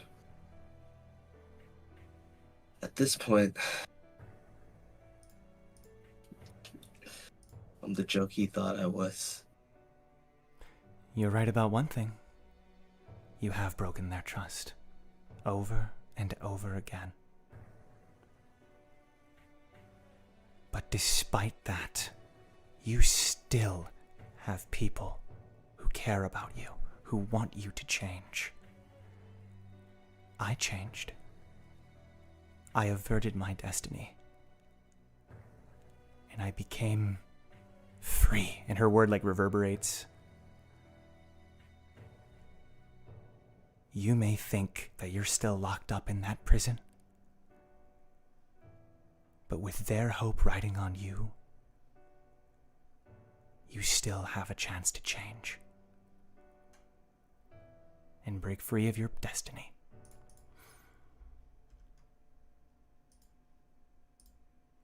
There's that word again. I appreciate you. But at the end of the day, whether you're right or wrong, I'm not sure I gotta come to that conclusion myself. She nods. But there's one thing that you said that resonates with me. I'm still here. So as long as I'm here, I gotta keep going forward. There's at least a few more people that need me. Some in your camp included. You don't have to help them. I could take you back to those fields where you could live free of responsibility for the rest of your life. You know what I realized, Destiny? If I really want to be free, I have to take control of those that would dominate me. You know, you saw what I saw, so you know about my past. I always hated people. They disgusted me. They weren't simple. They didn't. Their intentions were always shrouded. Shinwei, easy to understand. Hard on their sleeves. They want what they want, they don't want what they don't want. And they genuinely care.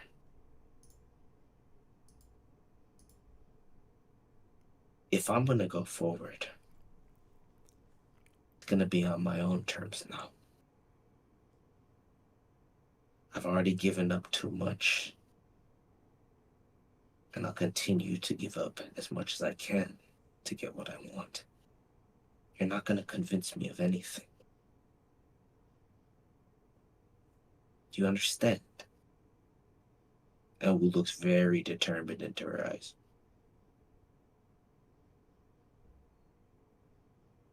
She looks back into those eyes. And for the first time, you can see a very slight smile behind her fan as she then turns and walks back into her tent.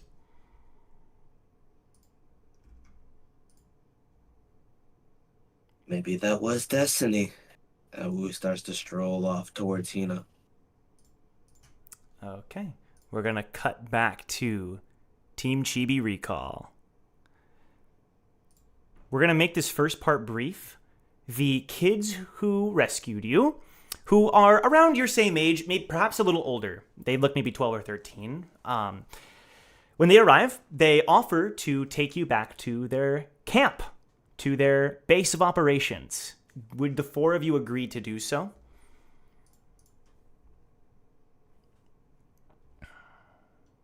Yes. I'm gonna need more than that. What does everyone think about that? Above the table question. Uh-huh. Do we notice that the kid Wu looks like Kid Wu? I would say so. It's the same when you noticed Eden and Damien and Jong. It's like you can tell it's the same person. Oh, okay. You want me to give you a description? That'd be great. Yeah. 10-year-old Wu has like very shaggy hair, the same that he had when he had it in a ponytail when you first met him. Mm-hmm. Very dead and cold yellow eyes and raggedy black and gold clothing. Like he has like little shorts and like he's just like it looks like he's been through some things. Right. Okay. So they invite you back to follow them, and they can feed you and introduce you to the others. We don't exactly have a lot of options, so why not entertain it? Eden, Brack? I'm fine with going with the kids next door. Oh my god. All right. Lead the way, number 2. I think I'll just be kind of quiet, but just follow the group. Okay, you just go along with it. Okay. All right. Well, it's nice to meet you guys. We'll put her there. My name's Damien. Hey, nice to meet you. Nez shakes your hand. Taka shakes your hand. Want me to give out your names too? Everyone else? Guys. Come on, guys. Don't be shy. Number 1. May I call you number 1? This is a fine group that you're running here. Who might... You said number 2 was your name, right? And that makes you number 3? Are you talking to us? Our leader isn't here with us right now. He gives nicknames, so you'll have to accept that you're number 1, 2, and 3 now. Well, that's actually not our ranking, says Taka. That's completely inaccurate to the system we've already set up. I'm number 6. I mean, it's not. The number it's is not, too high. I can't count that on one hand. It's not out of disrespect. It's actually out of necessity for him. And I he's don't really like it. stubborn, so there's no use fighting him on it. So don't feel offended. In fact, be honored that you're number 1. But number 1 isn't here right now. And then Taka says, well, he's number 2, points at Wu. Ah, nice to meet you, number 2.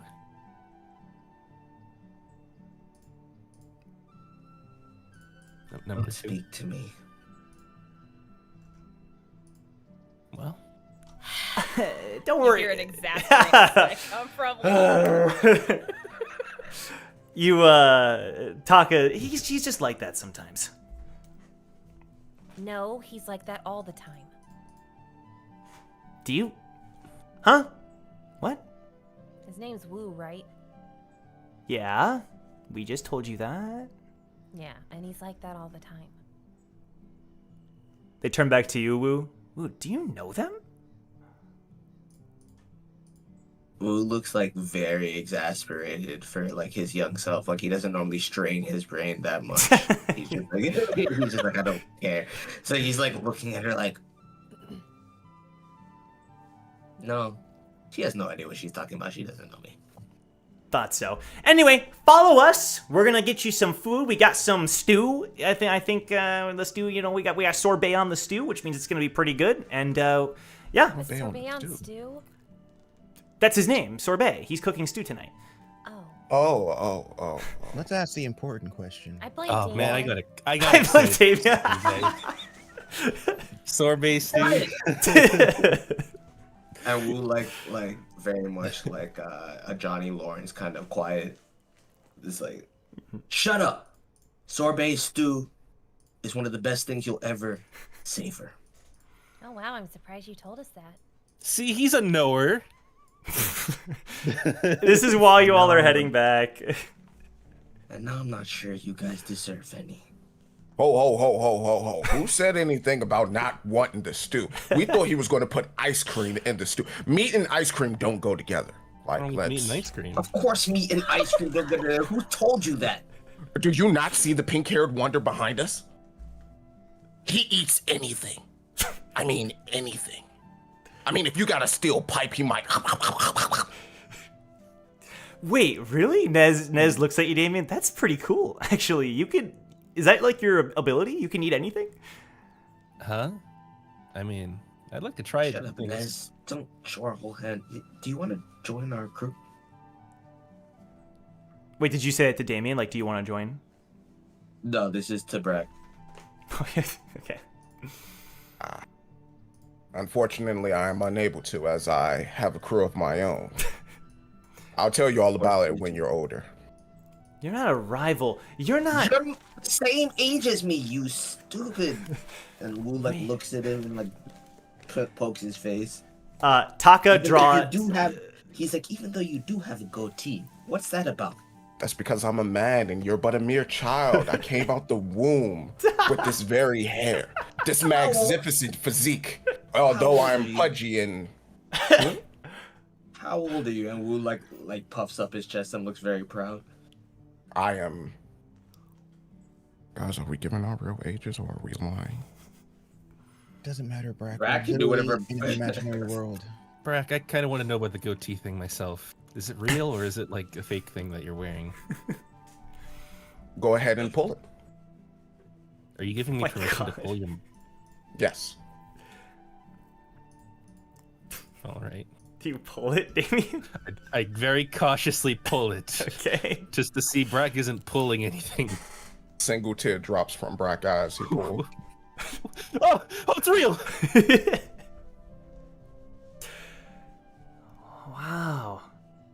Or it's Gorilla Glued on. So your ability is eating anything, Taka says, and your ability is being able to grow facial hair already? What the heck? They're very cool superpowers, yeah. Taka, write that down. Yeah. He pulls out a Who's notebook. looking for it? Guys, Look, we're almost there. you best be serving under me. And my number one, but he's not here. I'm in charge here. Look, basically, I run the 10-ton club. And if you stick with us, you might get up to some big scores. What do you say? I have Scores of 500 years of experience. Scores of what? Loot, obviously, and strength, and respect, and honor, says Taka. Among who? The 10-ton club, who else? Ah. One day... Never mind. You think you know us, don't you? One day we'll be the talk of the tower. And as Wu says that, we're here. You hear a low under her breath. He goes, He hasn't changed a bit. Well, he is 10, supposedly. Maybe he still is. Nez leading the way, brings you in front, so he took you through a few twists and turns through the woods to an area where it was like an underground, like a secret cave in the ground where leaves were placed over it and they pull it back and lead you down a ladder through like this underground little cave, and then it goes up into an old warehouse, like an old building that has been completely repurposed. And there are kids everywhere. And they all turn, they're back! And they all run towards you. Wait, who are the new people? Hey, what's going on? And you hear like people just like excitedly whispering about the new arrivals. Woo, how'd it go? What do you mean? How'd it go? Are they new members?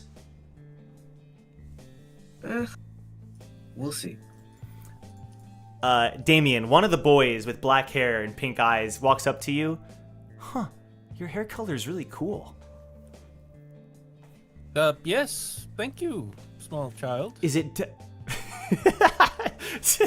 This guy's taller than you. Oh, yes, right. Yes, 10-year-old, that's me right now. Wowee, thank you. Small child, normal banter, yep. You're weird. Hey, I get that a lot.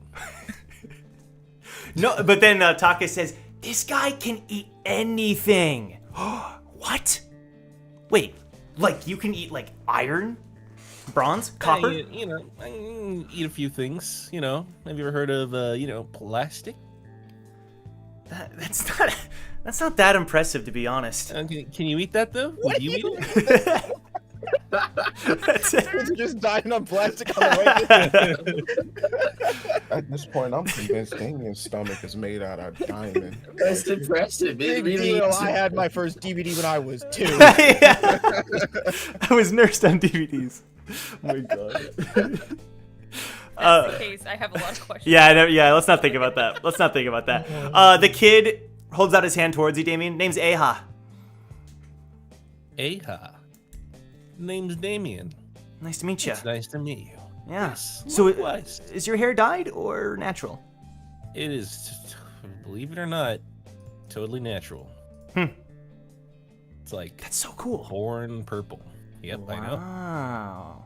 Hey, Joe. Hit me. Message me. What's up? Hello. Okay, what's going on? While this is happening, a bunch of other kids are like trying to start one-on-one conversations with each of the newcomers. So Eden, one of the only girls that seem to be there, you see 2 out of like the dozen boys who are currently there. Oh, I see the message here.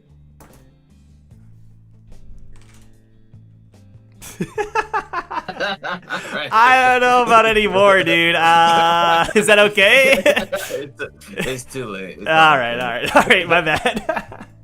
Oh well. So Eden, one of the girls walks up to you.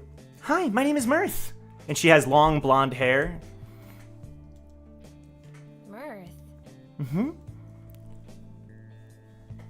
Oh, hi. Let me guess, you also have a hard time with the boys you hang out with.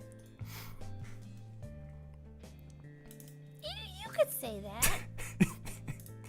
I understand. I hope we can be friends. I hope so too.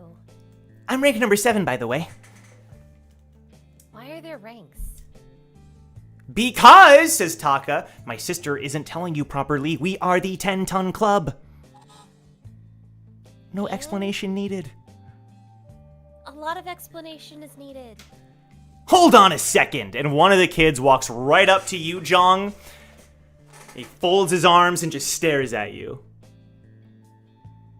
I'm not sure I like you, kid. And the kid in front of you has... How else to... He's got a buzz cut, but he's got the blue hair that you're familiar with, and he's just staring at you. Chong just looks at him and just goes, Can you do this? And he sparks a little lightning bang in his hand.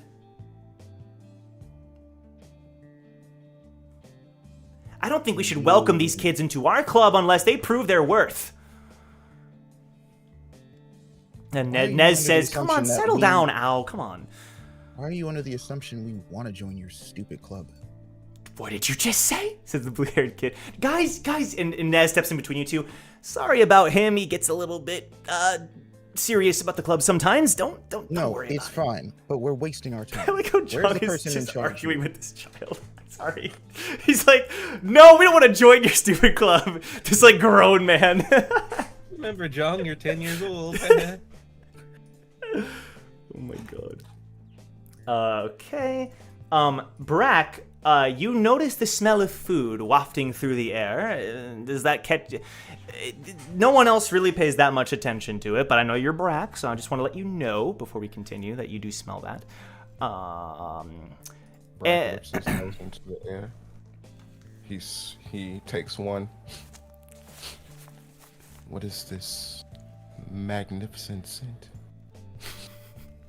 Is that Young Wu puts his hand around Brack's shoulder. Sorbet's cooking. I knew you were a man of culture. How about we talk about joining my club?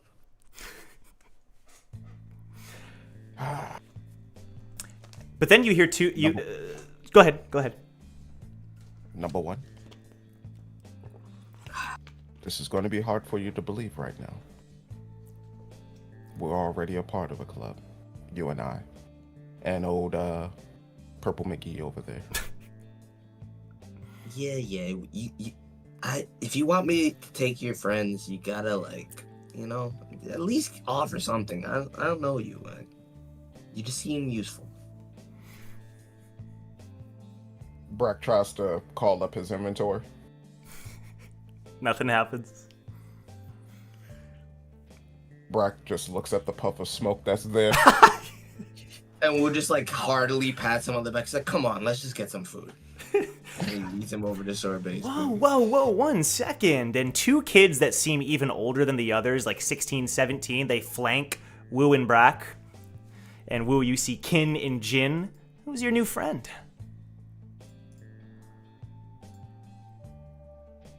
Weren't you guys supposed to be investigating the area over yonder? You think it would take us all day to do that? We're more experienced than that. Unlike some other people here. And then why is it that you answer to me? We're just a part of the club because it suits our interests. Someday, you'll understand why we followed your orders. Whatever. Talk to the leader. I got things to do. This is a new recruit. He'll be better than you someday. I like your armor. And Kin taps the armor lightly.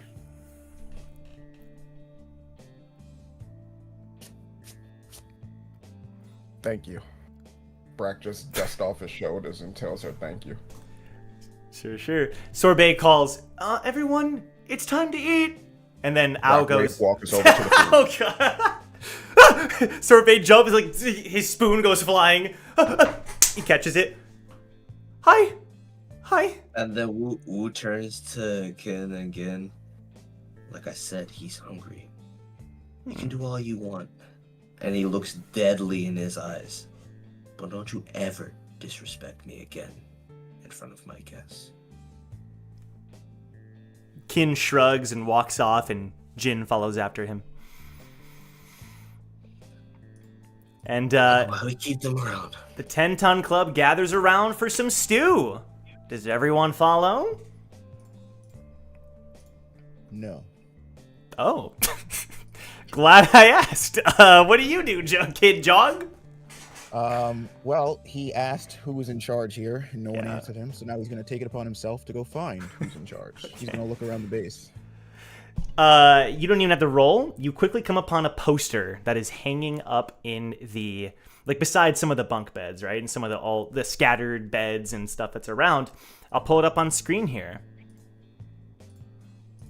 You see the list of rankings within the 10-ton club.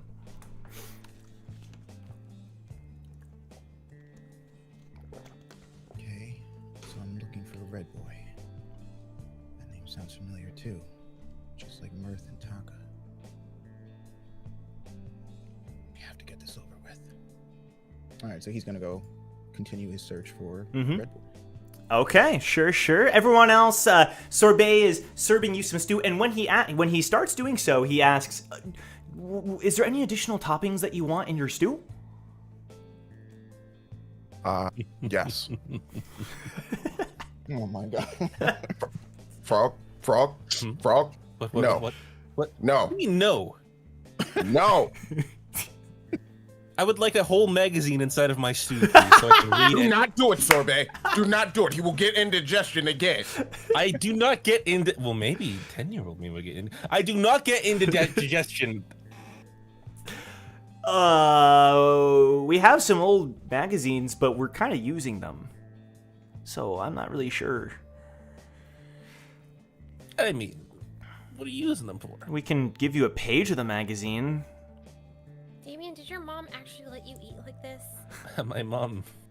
I didn't actually have a mom, really. Did your dad let Damn. you eat like this? My dad kind of left me to my own devices. Not But- the whole time. Honestly, he was a working man. Oh, so you're kind of like us, huh? No parents? Huh? What? No. I mean, yeah. Yes, kind of, I guess. In a sort of way. He serves you the stew, and he, slowly, he drops a page of the magazine and lets the stew kind of, soak it up. Like that? Yes. But you didn't marinate the page before you put it in? Oh, sorry, no. Damien, we're guests. Don't be rude. True. How okay. How about you? And he looks at you, Eden. What is it? It's stew. I mean, you know, just the meats that we could find around here. I'm not a hunter. Okay, I'll just take however you made it. Really? I hope you like it. Okay. And then Brack. Brack would have been first, let's be honest, but go ahead. It smells delicious. I have one request though. Was the beef at least a little bit bloody when you put it in the stew? Ew. That's, It's rich in iron. he looks around. Hey, Nez? Yeah? Was it bloody? I had to kill it. The thing had blood. Does that answer your question? No, but I'll take it. You guys Okay. got any Mopey Bane steak chunks? Don't think so. Oh. We have cheese? I could add cheese to the top? No. He just takes his bowl and walks away. Like, leaning over it. Is Shit. it Tolmy milk cheese though? Oh, God. Oh, I don't even... Oh my Stop god. talking. Oh, black cheese. Oh. Oh, come on, man. Ooh, that I could taste that. Just saying that. Oh, You okay. can? Yes. How do you know it? Yeah. Well, I had to. Never Don't mind. let me know what it tastes like. Keep it to yourself. Okay, bro. Keep okay, that- okay, Mm-mm. okay. It's supposed to be delicious though, you guys. No, it's not. Don't say it until you try All it. an acquired taste. Laura said it, who was also Smile. So I mean, Yeah. Yeah, that's Bro, okay, all right, please. This is on. Let's leave this alone. All right, everyone kind of gathers around. Jong, there's no. You're asking around, and from what you can gather, Red Boy isn't there right now. He's the only member of the 10-ton club who is not currently present. Of course. This will be too easy. Well, do you guys know when he will get back?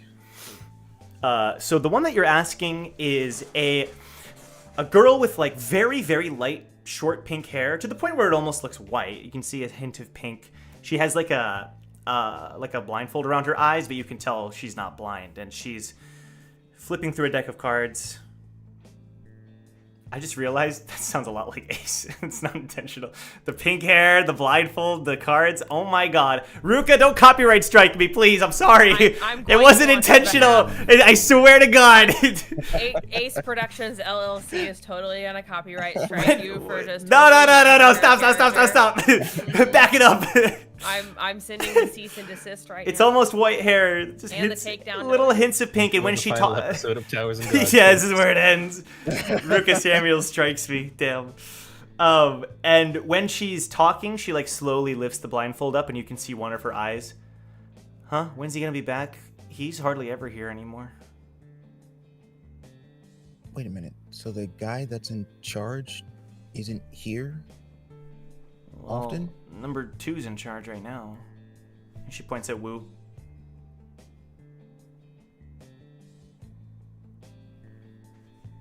Right.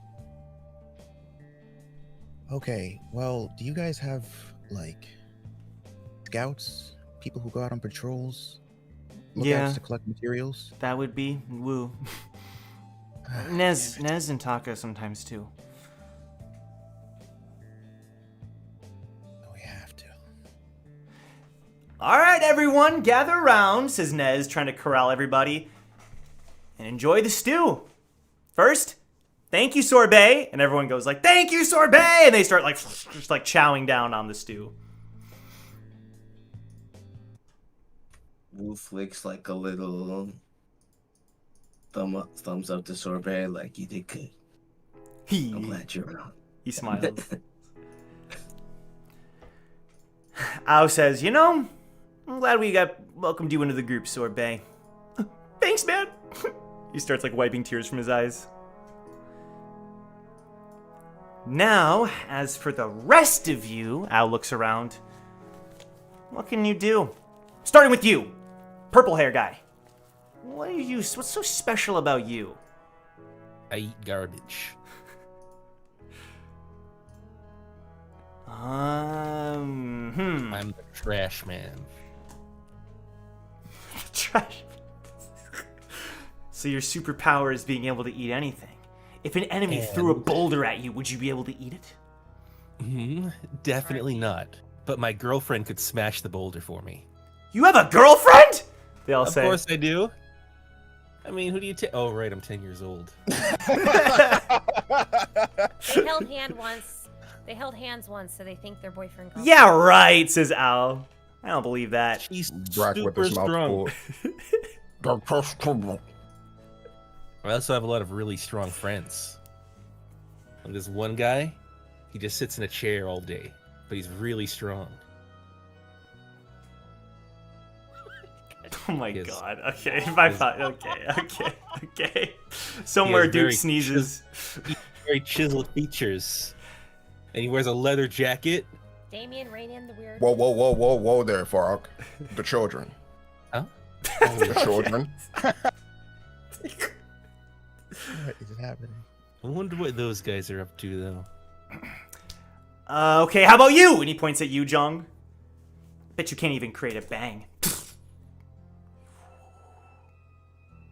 Young just like he kind of looks away, and looks like he kind of has like a very unpleasant expression on his face. Yeah. That can kill people. Well, yeah, that's why I can do it. To protect everyone. No, I'm saying. Never mind, forget it. Ow, says Nez. It's okay. I'm sure in time we'll find out what he can do. But how about you, Brack? I am the man of many gifts. One in particular, you're never going to find out. I mean, you're... Oh my gosh. I don't think that... No, please don't take that it yeah. Oh, He was being tongue-in-cheek. Yeah, of course. No. Okay. Like, that's a but bold move there. No. no. I should have worded that better, but he basically he'll start talking a little bit, and then all of a sudden the Shinsu pressure will start to get a little bit. Oh no, there is a Shinsu in this place we are. Is it There is. above the table? Yeah. It is? Mhm. Okay. He'll start to increase the density of the Shinsu pressure, and like his eyes will start to like kind of go through the hue from red towards blue, but then he'll come back to red as he keeps eating. Whoa, wait, that's so cool. And the girl with the blindfold. Huh. Can you do that again? Do what? Whatever you did. Never mind. And they all start clapping. And that just leaves you. And Mirth turns to you, Eden. I don't have anything. And like, I'm gonna just say the boys that know her, like, she looks a lot like more puny than she normally does, even as like a 10-year-old. Like, she looks like a twig that could be snapped at any point. I don't have anything. Nothing? You have to be good at something. No.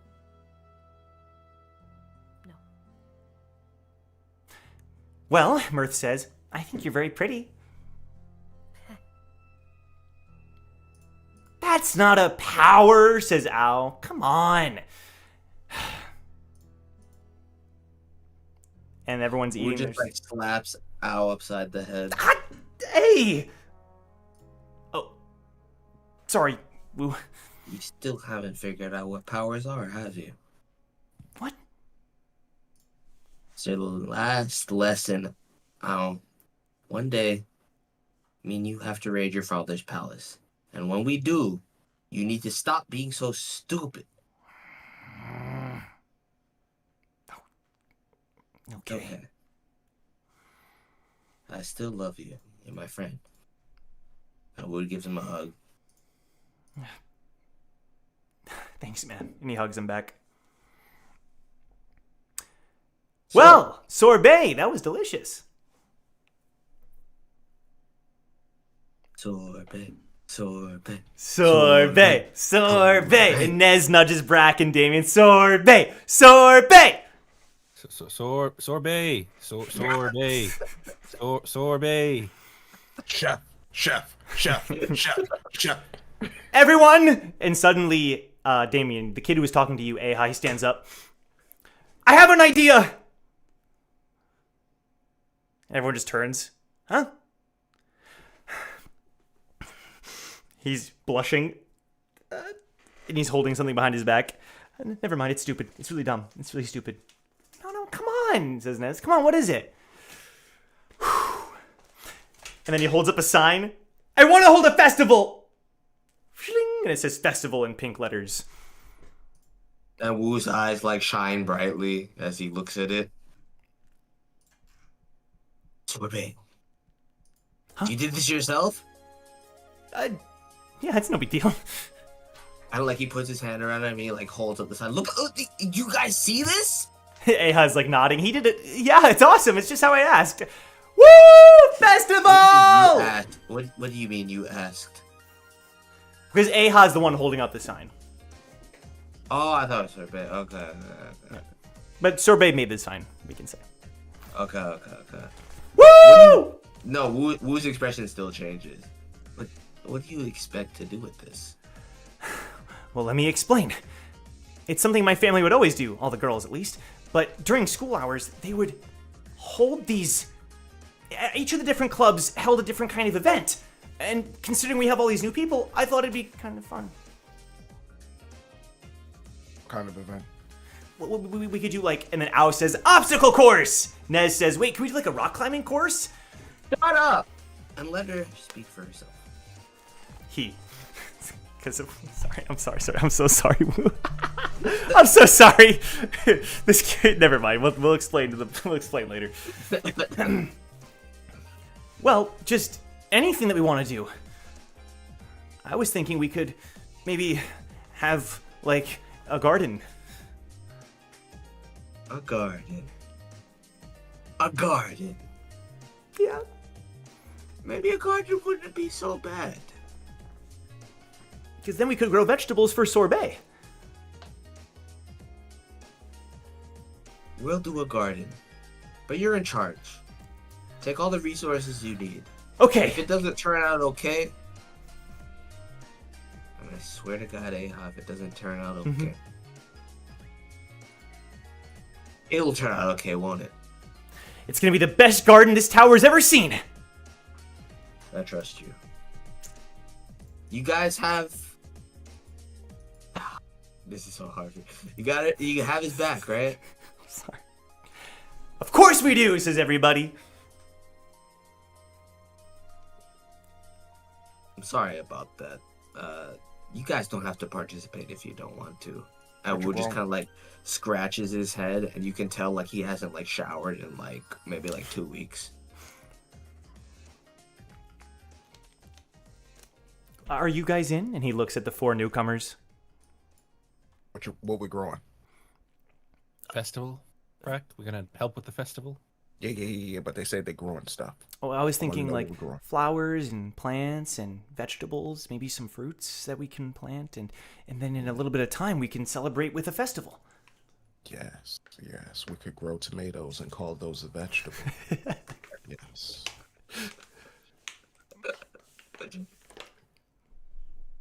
All right, I'm in. Mirth nudges you, Eden. You in? And I want to say this too. Spending time with these kids for everybody, despite you having all the same memories and everything, it's like as if slightly over time, it's as if a part of you like truly on the inside also is starting to feel like a kid. Not that you're changing personalities, but like you can't help but feel that same sensation.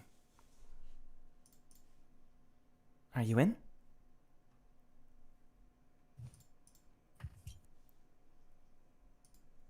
Yes. Awesome. Aha looks at you, Damien. Please? Yes, I suppose a festival that your family plans would be lovely. Hey, Coon, says Ao. You better participate because my plans are going to be way better than yours. You know you can call him by his name, right? What was your name? We Yeah. don't call you blue hair weirdo. Yeah, because I'm not a blue-haired weirdo. Doesn't matter, Eden. His name is Jong. Okay, He's a Jong. He's a boy, and his name is John. My plants versus your plants. How about that? And Zhong just walks right past him, and he walks over to Little Wu. How dare you ignore me? That's my best. It's like a Rock Lee character.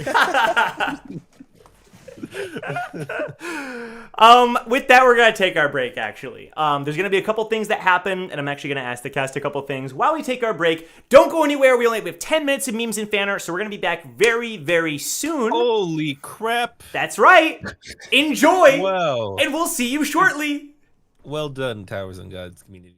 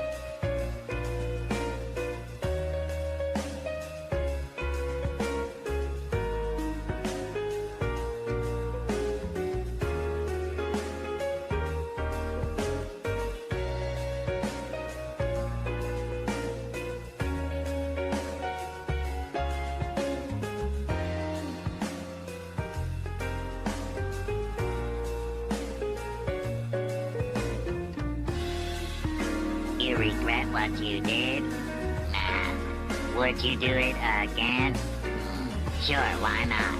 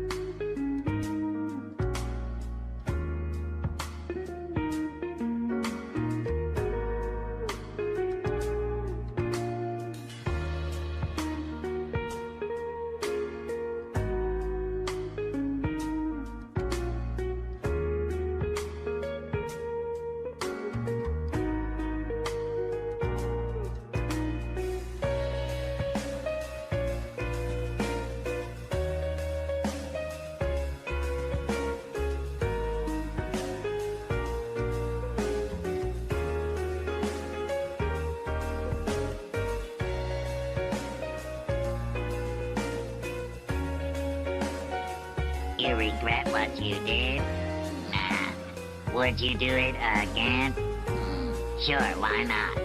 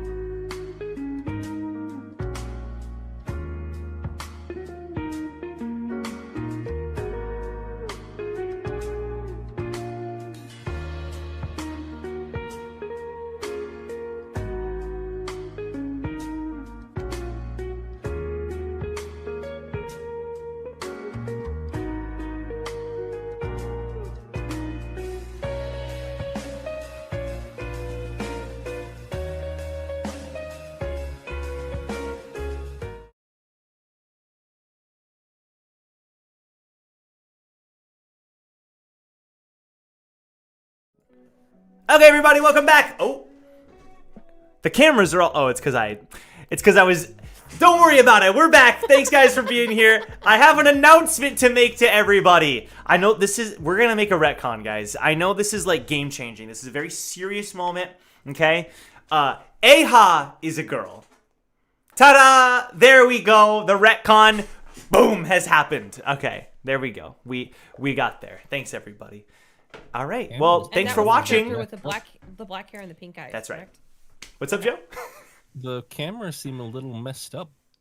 They still do. Oh, Isaiah, could you turn on your camera? My bad. Oh. Thanks, Joe. I didn't even my realize. bad, my bad. There we go. Yeah. Alrighty. I was having a private discussion with Isaiah, which kicked off our cameras. Don't worry about it. Okay.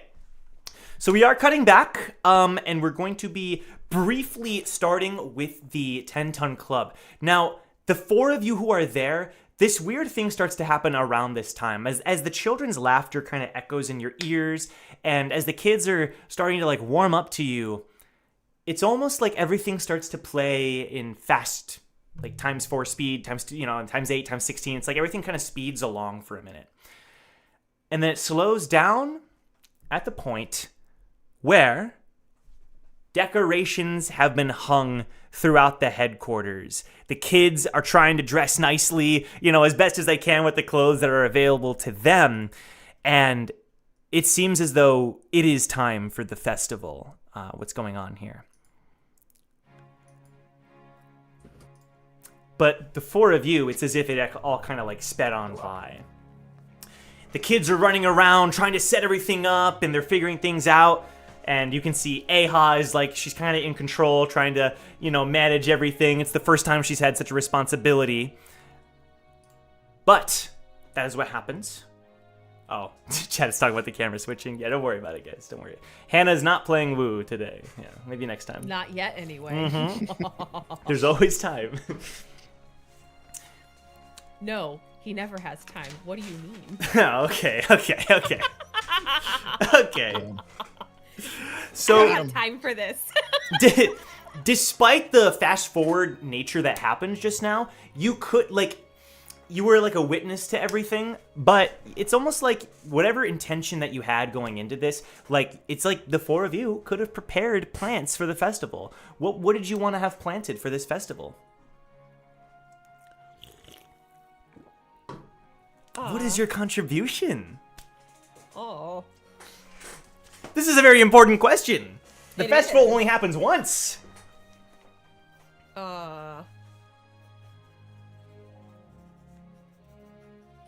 Shoot. I got you stumped. Let's go.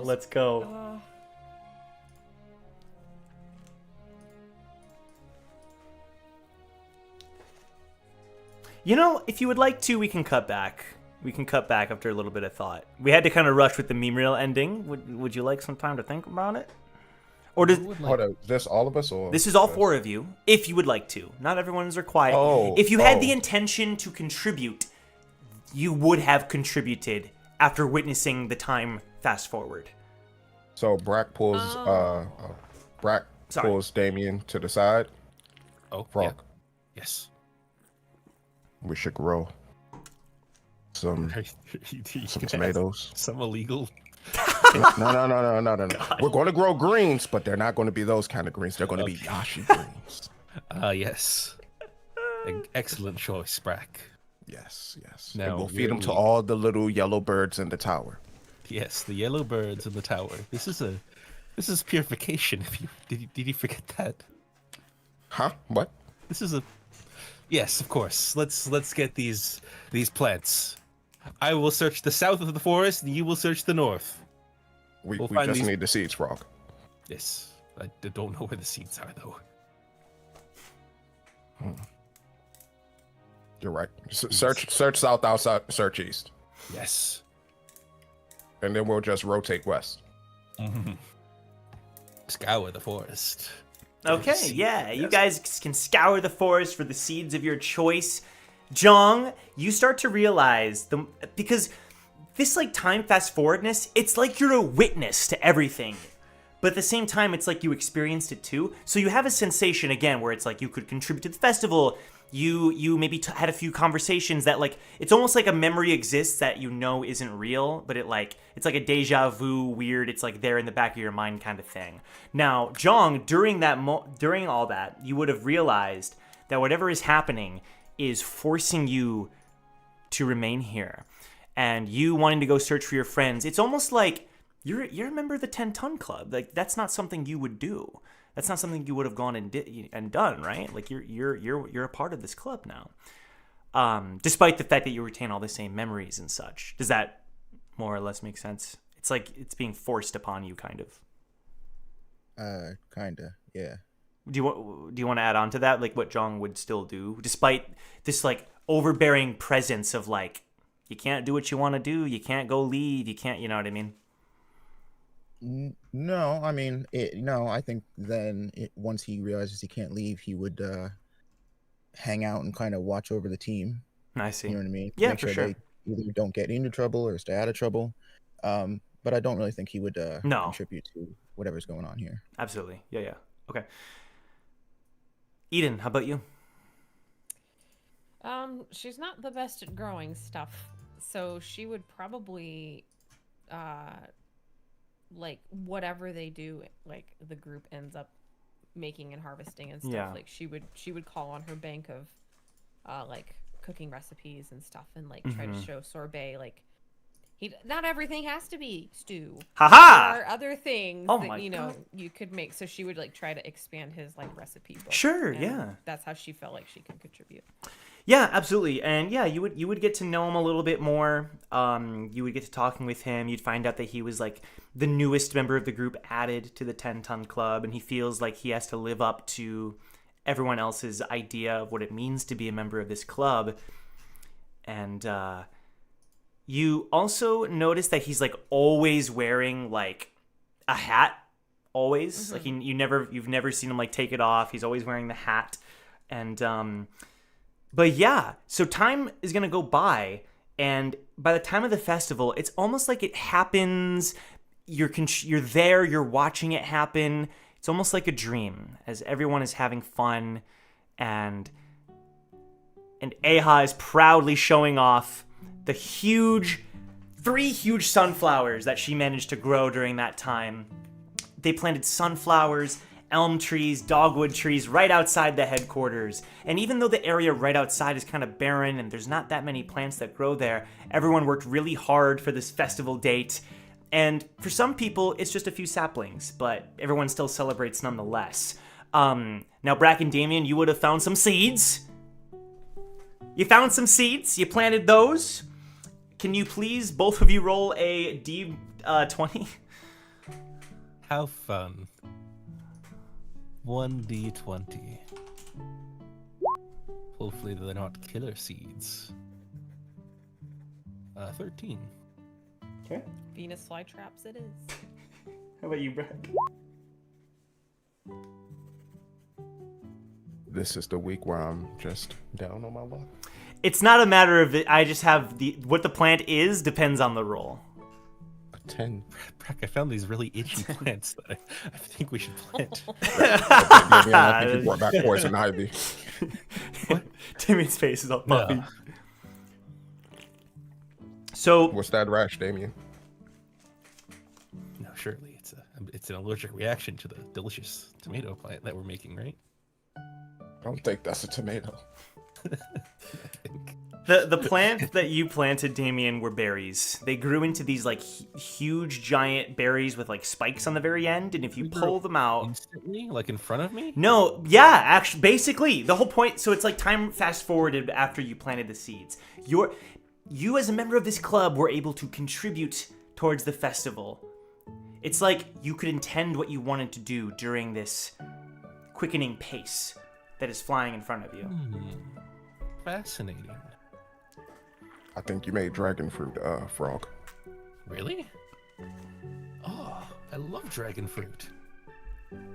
Do you take a bite? Yes. All Yes, I do. right. Would you like to have some with me, Brack?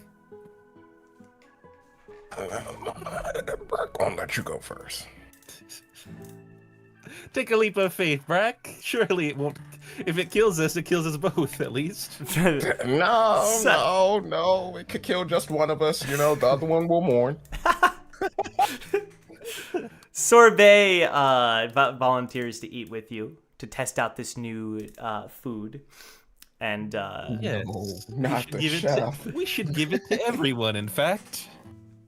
Gather round, oh, everyone. here we go. My fruit turned out splendidly. And everyone walks by. This is your contribution to the festival? It is indeed. What You is may it? splendor on this amazing fruit. What's it? Slash berry. What's it called? I call it Damien fruit.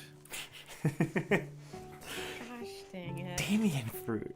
It's like a yellow fruit with spikes along the edges, along the circumference. And one by one, they start to take the berries. And Taka says, "Woo, come on! You gotta try one of these." And then they drop like flies. Thus was the end of the They started Don't you have something to be doing? As a matter of fact, why are you even calling me? You know how this works. What? And Wu looks him in the eyes. And he like puts his hand on his shoulders. We're only here for a reason, and always remember that. Just don't. Everyone like kind of looks at this serious moment. I wasn't. It's okay. And then Again does the same thing he did with Sorbet, where he like kind of gives Taka a hug. Taka, and he's like, yeah.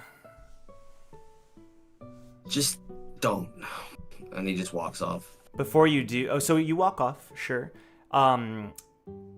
Eden, you notice that Mirth goes after Wu, but we can't see what happens there. Well, Unless I follow them. Oh, do you follow? Dun dun dun. Screw it, she'll follow him. Okay. Sneakily follow. Sure. Meanwhile, everybody else in the 10-ton club, except for Aha, except for Laika, the girl with the blindfold, they all chomp down the berry. Most of them take out the prickly things, the little pokey things, the thorns. Well, I don't do that. Oh, okay. That's a part of the flavor. Yeah. This man's world about to be bloody. So it's kind of bland, but you know, there's a taste. It's edible for sure. But then what you notice is that you kind of feel your cheeks start to kind of like they start getting all tingly, you know? Like your pores are getting all tingly. Wow. And when you feel your cheeks, what an incredible feeling. The little thorns start to sprout out of your cheeks. And everyone's like, what the? And they're like poking their own cheeks. Haha. Brack, see, I have a beard now too. Uh-huh. Very sharp. More like a porcupine, says Al. Huh? Come on.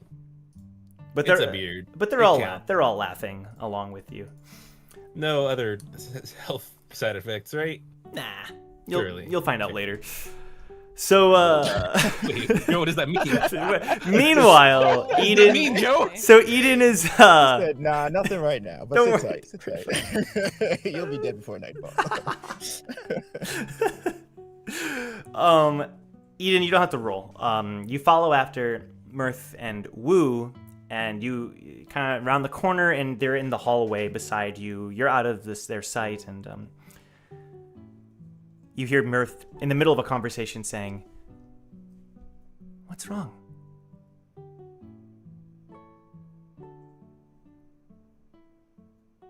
Nothing's wrong, it's just... maybe I did the wrong thing. Master's not here, and like... everybody's depending on me.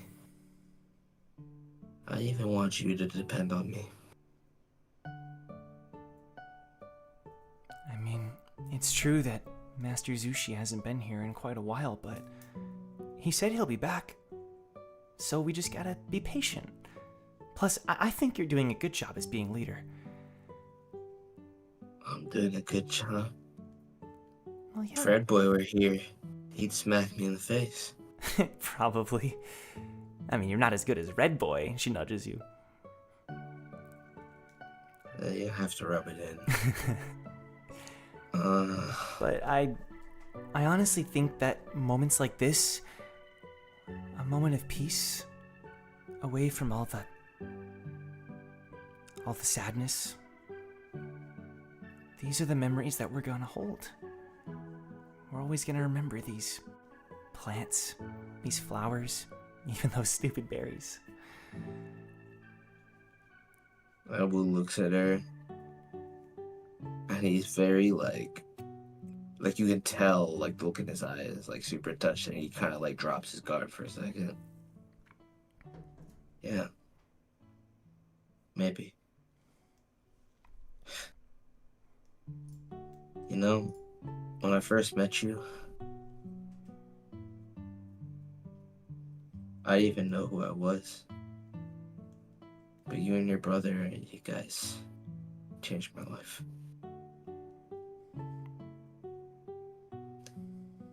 It wasn't just Master, it was really just you two. And I promise I'll pay that back. Woo. Well, you can start by enjoying the festival. Promise? I'll try. I mean, I really want to get this new guy to join our team, so might as well. That'd be great. The more members, the better. Well, I'll see you later. Mirth. Hmm? I'm sorry for everything. But your smile does make me feel better. She smiles, and then Eden, you see that she walks past you, and do you, like, make any effort to also move away? You hear her footsteps coming towards you, Eden.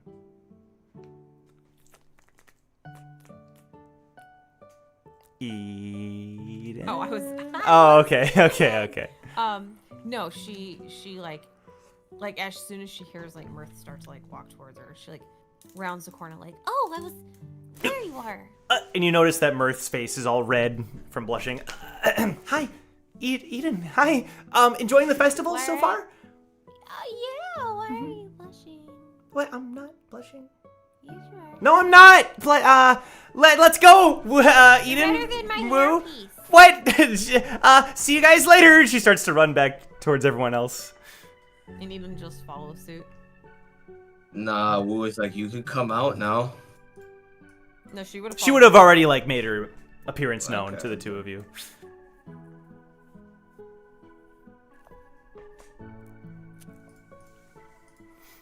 Is there any scene that you want to have, Eden, Woo, or no?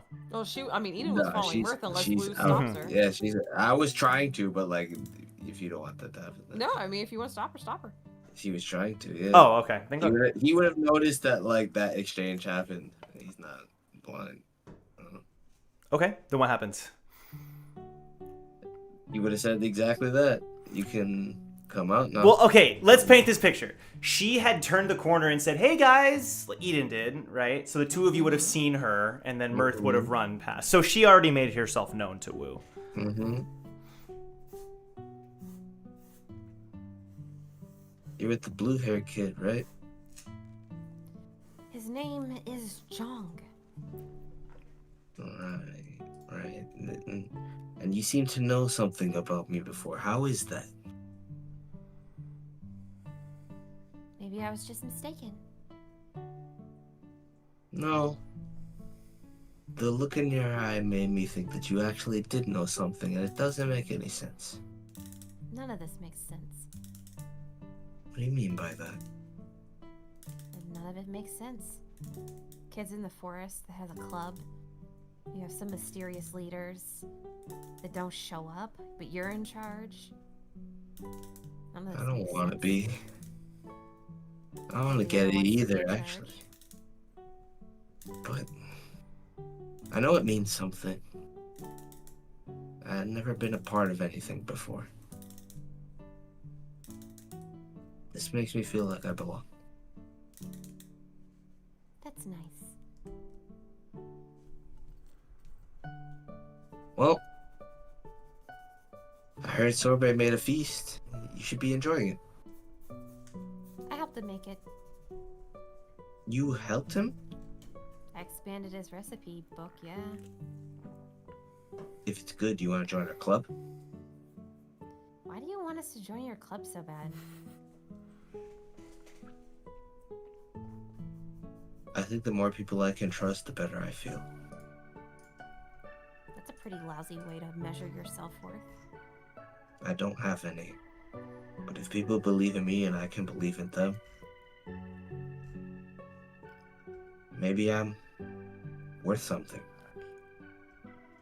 Well, then maybe you shouldn't throw them away when you have them. I would never do that. That will get very serious. If you're using them to measure your self-worth and your trust is, or their trust in you is what makes you feel good, that's a pretty one-way transactional type of thing, isn't it? And we was like, you have no idea what you're talking about. You don't Ah, even know right. what our relationship is. I'm just saying. If you want people to trust you, you gotta trust them back. And if they support you, you support them back. And he just like gets up. He's like, you know what? You go talk to Sorbet. And he's like muttering to himself. There's no way I don't trust. Like, of course You don't trust anyone. It's very obvious. He's not listening to her anymore. He's just like muttering to himself and walking away. Well, I've seen that before. Should just walk back to the group. And as you make your way back, it's like the festival is continuing. There's like 2 of the kids are now arm wrestling, and they're like, arm wrestling competition, just out of nowhere. And Aha's like, guys, this is supposed to be like a flower festival. And it's Nez versus Ao, and they're like going back and forth. But then Nez has a smile and pins Ao's arm to the ground. Nez stands up. Guess I'm keeping my rank. Ao's like muttering under his breath. Eden, can you roll insight for me? Insight? Yeah.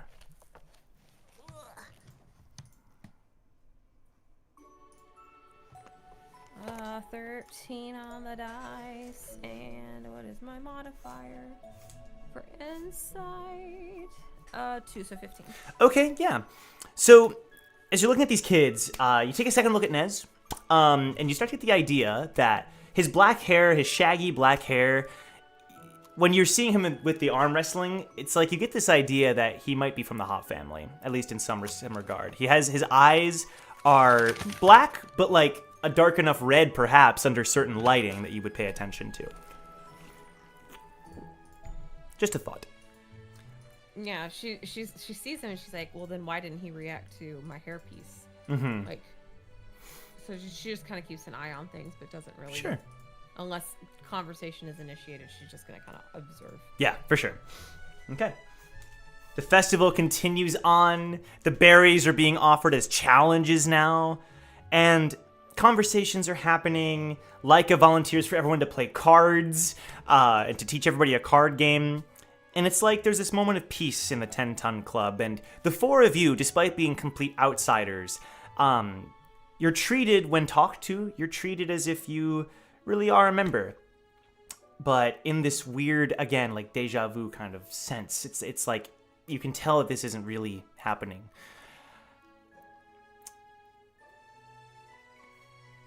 And then, guys, Kin and Jin walk forward, and everyone looks over. We got a job to do. Sorry to interrupt the fun, but we just found our next target. Next target, says Nez. Oh, and Owl like rubs his hands. What do you mean? Mirth says. Finally located that mansion. It was in hiding, but we can infiltrate it tonight. Some of us will go, the most skilled members, and the rest of us will stay behind to protect the base. What do you say? Anyone in? Hold on. Are you sure about this? They're loaded. We can tell. I gotta talk to Red Boy first. Red Boy's not here. You're the leader now. And as your leader, I'm telling you that I will tell you what you need to know when you need to know it. I appreciate the good work, but we're not making a move until I confirm that it's worth it. They just throw their hands in the air. And as you see that scene, Team Recall, you kind of absorb the information. Once again, it's like the pages are turning a little bit faster. But before that happens... I know it sounds strange, but we're cutting back to Wu, even though Wu was in that conversation. Okay. So Wu, you had spent time at the camp, and it is now night. Night has fallen, and you're sort of made aware that if you want to talk to the other people, you can do so. If you want to head out there and talk to Hina, but they should be. That was my plan. But, sure. yeah. So what you can do is. It's getting darker. You can sacrifice a couple hours of sleep to make the trip and go visit her at her outpost. Wu doesn't sleep, and he's fine. That is true. Enough. That is true. You're breaking the laws of the support conversation. I'm kidding. Morgana's telling you to sleep. you gotta get to bed. No. Okay. So, yeah, as you can see on the map here, never mind, it's gone. As you can see on the map here, there we go. Up here, the outpost is at the start of this forest to the northwest location, and some soldiers offer to take you there. Do you just go on your own? I mean, if they want to go, like Wu is like very like fragile right now, so he's like, Right. if you can like help me there, that would be ideal. I just want to find where she is. Sure thing, yeah. They lead the way, and they don't talk very much. They're wearing their masks, and they guide the way with their torches towards the location, and the guards at the outpost let them through. It appears to be a wooden outpost with like watchtowers. The fence appears to be well made. This is like some Victor level quality fence building, and it's pretty quality. And the trees are all around. You can hear all kinds of night noises and bugs chirping, and What, the bug chirping? Question mark. no, bugs as in the insects, as in the insects of the tower, no humans. Same thing, dude. Same thing. Humans are more or like bugs, to be honest. Okay.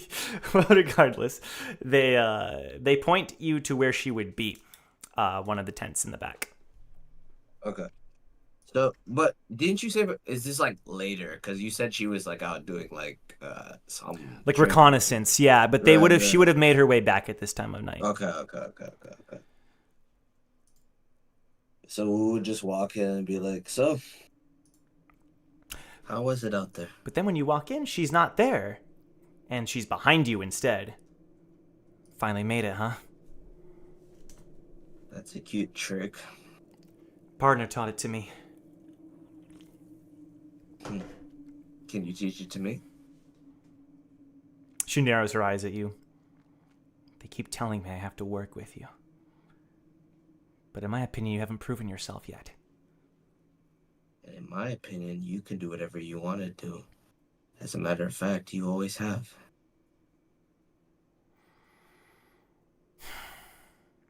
She just motions for you to come in and sit down. She sits down in a chair, crosses one leg over the other. You if you could teach it to me. Because you're my teacher. What? I know it won't make any sense to you, but you're my teacher. And I miss you. It wasn't in a long time, but you made me feel like I belonged.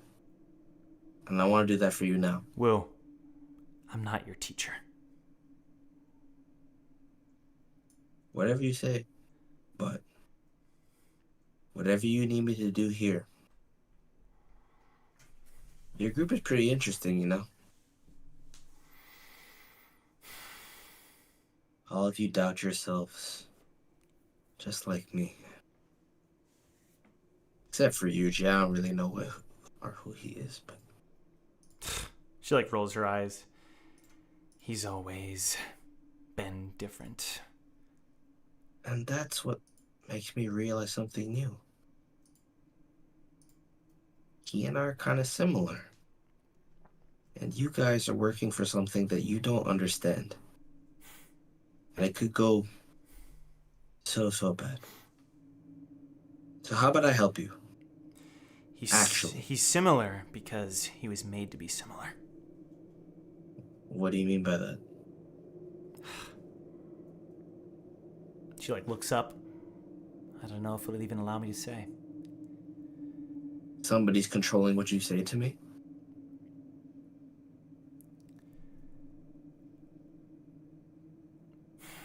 She lets out a sigh. So you know what I'm talking about. You know, if I had to describe you in one word, it would be arrogant.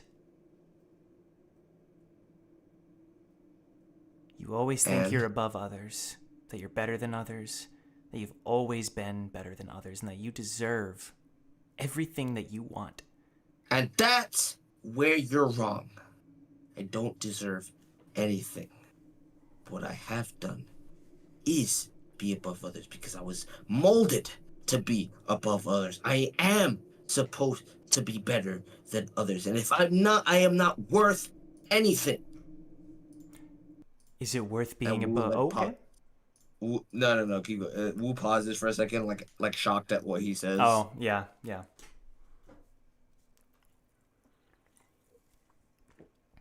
That's the problem, isn't it?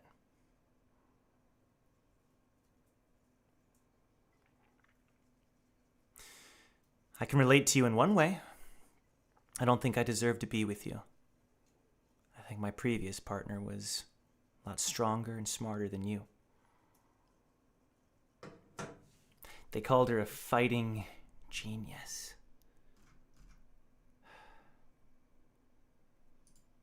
She had so much potential, but because of her nature, she just did what others told her to do.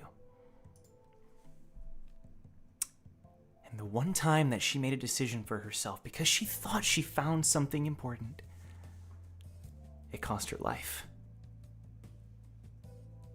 She was the opposite of you and me in that area. All she cared about was what others wanted.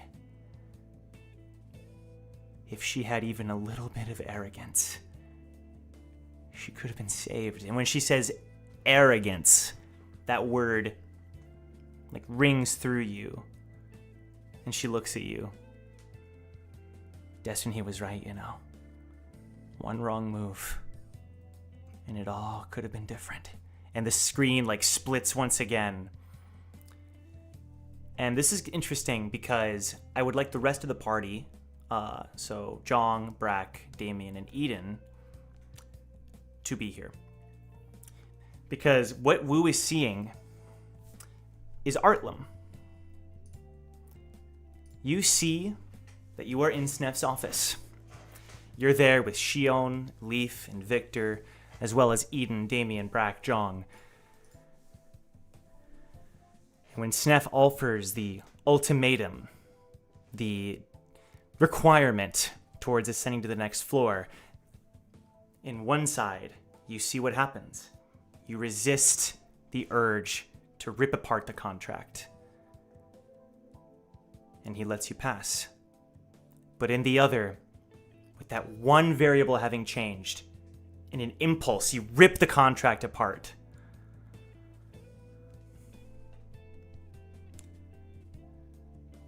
And then Snef just smirks. He smiles. And he says, I knew you'd do that. And then in one motion,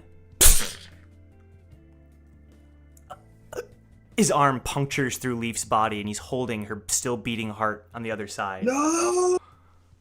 And Wu like lunges at the shadow of Snef. The shadow like disappears and then reappears. The rest of the party, this happens. You saw this happen in front of you. Are we still at the festival and little kids? This is not really you. This is what would have happened. Oh shit, I'm getting the hell out of here. Oh, I'm running for the exit. Oh, so we're like in the flashback of Yeah, you're what in. happened. Sorry, I didn't Got it. explain it. Okay, I want okay. still to keep up the mystery, but yeah, exactly. Wait, you're saying? I'm sorry, I still don't get where the. This is version not the of- real you. Wu is Guess seeing what this. is? Part of the Wu is Alternate seeing this. timeline. Thank you. Oh, okay. Damien bolts out of the room. Leaf's body is bleeding. Her heart is being crushed by Snef's hand.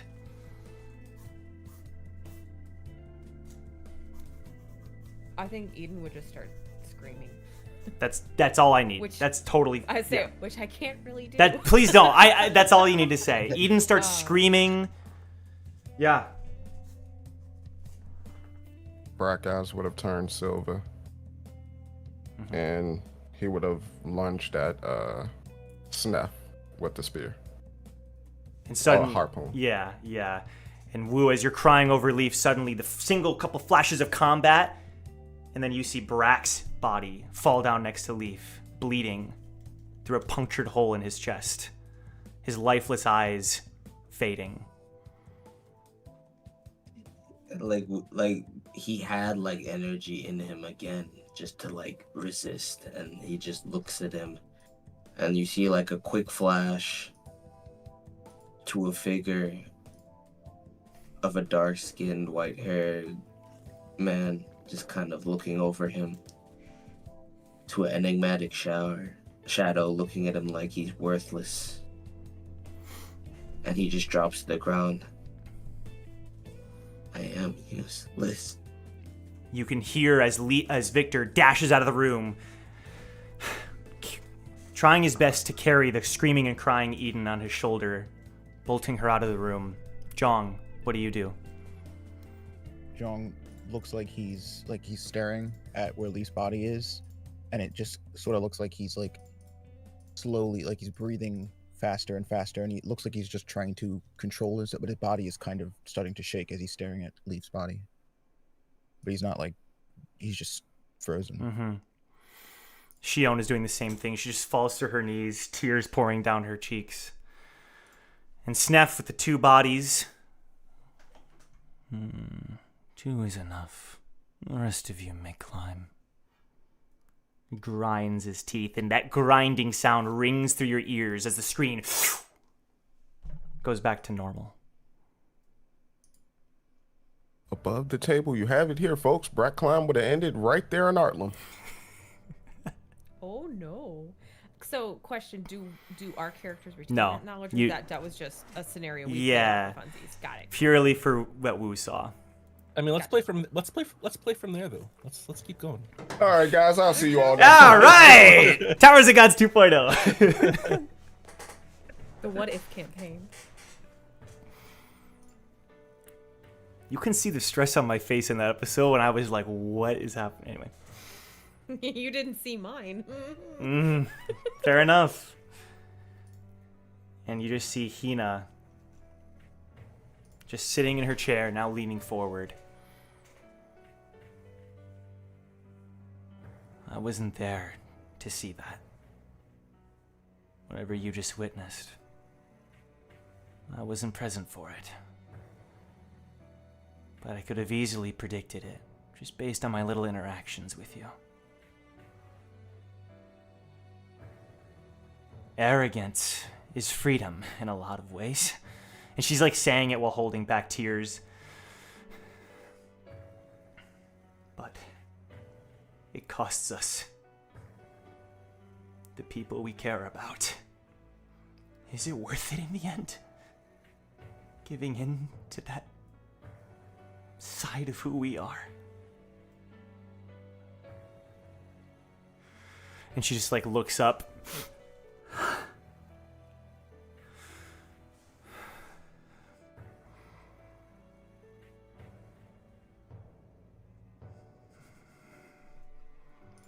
I know my partner was free in that moment. And I know that she was happy in the end.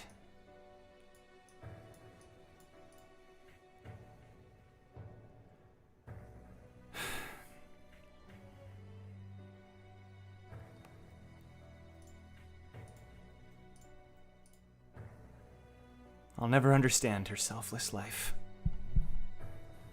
Forced or otherwise. But if she was happy even in that one moment, then maybe it was worth it. That's all I have to say.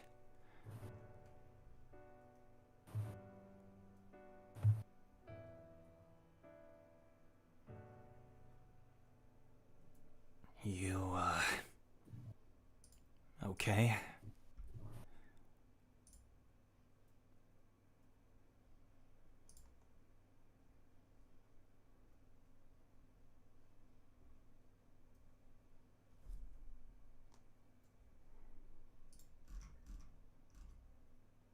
Does Wu just completely remain silent? I think he would just be contemplate. Like he really doesn't know what to make of what's going on anymore. He's just like, if what she says is true, like he's like basically weighing the pros and cons. What you think? Yeah. Because if what she says is true, then it like derails everything he's trying to start. Yeah. Yeah.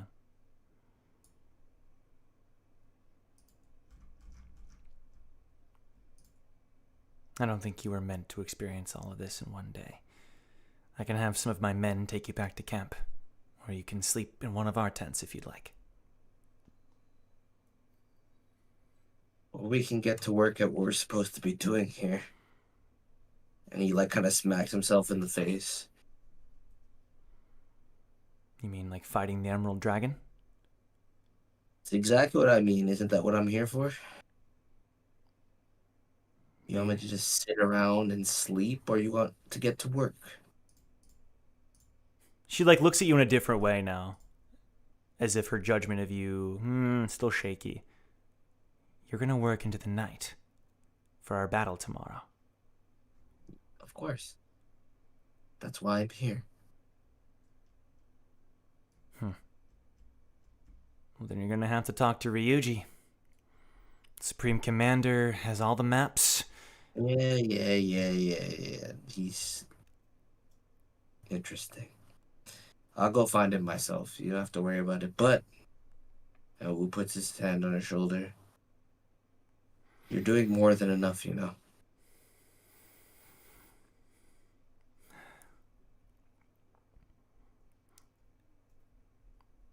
Prove it to me.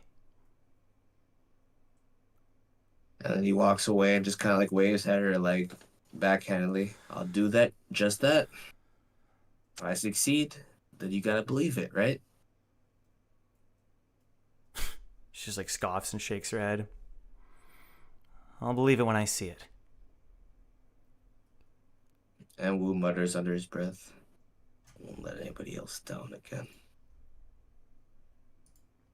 What do you do in the middle of the night? He goes to see Ryuji. You make your way back. You remember the way that you came. You're easily able to make it back to the main camp, especially with all the lights that they have set up. And Ryuji's still just staring at the maps as you walk in. He looks like he's deep in thought for a minute, as if he's like poring over it, like scratching his chin. Then he just goes, and he just like pounds the table. I hate this stuff. It's so boring. Oh my god, I need something fun to do. Come on. He's like looking around like any distraction he could use. It's because manipulating strategies isn't your strong suit. Oh, hey, didn't see you there. No, far from it. But, and he walks up to you. That's why you're here, right? Puts his arm around your shoulder.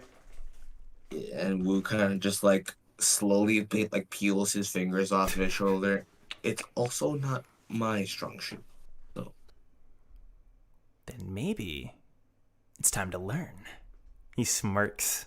Or maybe you should rely on the people that care enough about you and about everything that you're doing here to take the lead. Take the lead? You mean be the tactician? That's exactly what I'm saying.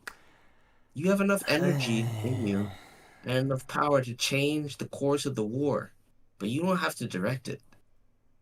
You want me to help you, right? I mean, I would love you to help me. Just not really good at using my brain, you know what I mean? So let me do that for you. And let me tell you where you're lacking here. This isn't your strong suit, Ryuji. Let your generals handle the plan. Okay. Sounds good. He like reaches into his box and pulls out another bottle of alcohol. And Wu looks at it with like disdain. And give me full command. You sure about that? Full command. I have an idea. And I know where we can use your strong suit best. If you want to win this thing and if I'm your promised champion, wouldn't you trust me? Hell yeah, I would. Woo! He like claps his hands. Let's get to work. We got a long night ahead of us. Your long night is getting some sleep. Huh? Go to bed. Oh, I don't need to go to bed. Come on. That's what I would say, but you do. And you're gonna. And Wu grabs like the bottle of alcohol from. No. Okay. Yeah, it's tasty. And Wu like splashes some on the floor. That careful with that. Look. How about if I told you there was an unlimited supply of alcohol? One that would never run out. You talking about the gourd? How do you know about the gourd? Don't worry about it! You gave it away! So there's no chance of me drinking its succulent juices. There's always a chance, and I didn't give anything away. I gave it to my friend, and I trust her more than anything. What I gave her was the ability to be better. She can use that better than I ever could. Alright, well, your loss, I suppose. Regardless... You still need me, don't you, Ryuji? I think You're we... just like my father, an arrogant bastard. Please don't compare me to him. You don't even know him. I know you don't like him, and that's already bad enough for me. Anyway, I'm gonna get some sleep. Maybe you're right. It's kind of hitting me now. Pour over those maps, and there's also information about the battalions there as well. If you have any questions, ask one of the guards. So every one of your generals is under my command, correct? Every single one. We're here for you. Including Destiny. Of course. We'll inform you of the plan once we drafted it tomorrow. Sounds good, sir. And he starts skipping out of the tent. See you tomorrow. And he rounds the corner. And Wu mutters under his breath, "I'm not that stupid, am I?" And after you say that, I'm assuming you look at the maps and such. Yeah, he looks at he mulls over the plans and he starts drafting. Sure. I'm gonna send you some info here, Nice. and you can feel free to read over it at your leisure. I know, buddy. Okay, sorry. Here you go. I have some information there. Keep in mind that the number of squads is a little bit different depending on the general, but there you go. There's some basic knowledge that would have been written down on the drafts, the plans. And as far as the map is concerned, I can also send you a map. Give me just a moment. Do I have to can I command all of these, or do I have to pick? Yep, they're all under command, and you can just give broad statements of where you would like to place them. Okay, great. And what the plans are. While you're doing that, we can cut to everybody else, and I'm going to describe a few things that are happening here. So, your time with the 10-Ton Club was very short, very brisk. It felt like the second you walked through those doors, everyone's lives started playing out in front of you, to the point where they're starting to grow older, and their missions start to get more dangerous. And you have conversations with some of the members here and there. You learn a few things about who they are, whether it's playing cards and revealing a connection to one of the great families, or hinting at a past involving the great families that even she isn't entirely aware of, or whether it's Taka and Mirth talking about how they've always been together as long as they can remember, and that they're siblings, and that if it wasn't for Wu, they wouldn't even be here right now. Sorbet seemingly not wanting to show the hair under his hat, and some of you may be more receptive to these conversations and these revelations than others, but you're seeing it all happen. You're seeing these lives flash before your eyes. You're seeing them invade the mansion that they talked about that day. You see... Let me play this one here. You see how Qin and Jin's desire to take treasure resulted in a conflict where they found Ao, his hands bloody and dripping blood, as he had caved in the skull of the owner of the mansion, his eyes wide with shock, but then his fists squeezing together in determination as he made his first kill. A year passes by. You see worry that Red Boy still hasn't arrived amongst the group, and you see They get bolder in their ambitions. They start refurbishing their headquarters less with decorations and sparkles and plants and more with available weapons to be ready for a counterattack when the bandits decide to strike back, and tactic plans and trying to prepare for their next fight and their next fight and their next fight. It seems that the idea of the 10-ton club, their goals are starting to become reality. Some of it's good. They still share their deep bond with each other. But what you notice is as the pages of time flow by, with you in that history, the more the pages turn, the less and less you appear as though you have any influence. Whether there's a moment whether it's Eden, you try to initiate a conversation, but they don't appear to notice you until you say it for a third time and they turn to notice you. Or Jong, you know that Ao is always trying to pick a fight with you, despite you wanting nothing to do with any of this. But as time goes by, he ignores you. Damien, even Aha, who appears to have this interest in you, it stops. All of this is starting to cease, and as they gain in notoriety, some of them also start to leave.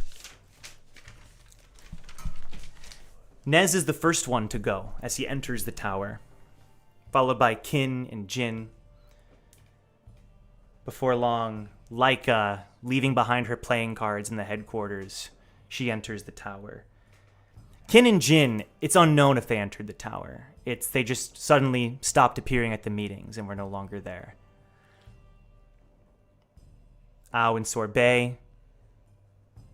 And before long, the only members of the 10-ton club left in their headquarters full of weapons and boxes of supplies were three: Wu, Taka, and Mirth. And even though you see them all grow older, you all remain 10. I don't know. That's the best way I can describe it. Like, you guys don't get older, sorry. You can still interact with your environment, but, like, you're still 10. You're all still super short, not very strong. Eden, you're still a twig. And that doesn't change. And eventually, you witness... It's like you're just witnesses now, right? You can still walk around and such, but you see Wu, Taka, and Mirth standing off against some beaten bandits who are on their way to retreat. And even though they had just been defeated, Wu issues a challenge. Wu, how old are you at this point? I would say physically, Wu is probably about like 18 years old. Yeah, Taka and Mirth around the same. What does Wu say to these bandits? This is the group that has been the biggest rivals of yours. You can come for whatever we have whenever you want. We'll be here. We'll be stronger than you every time. One of the leaders of the group walks forward. We didn't want anything to do with you, but now you're challenging us.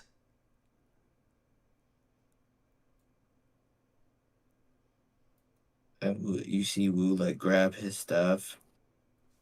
Same one that he had on the second floor. Twirls it around and smacks the dude in the face with his staff. Woo! And Taka like shouts. And the bandits freeze. I said what I said.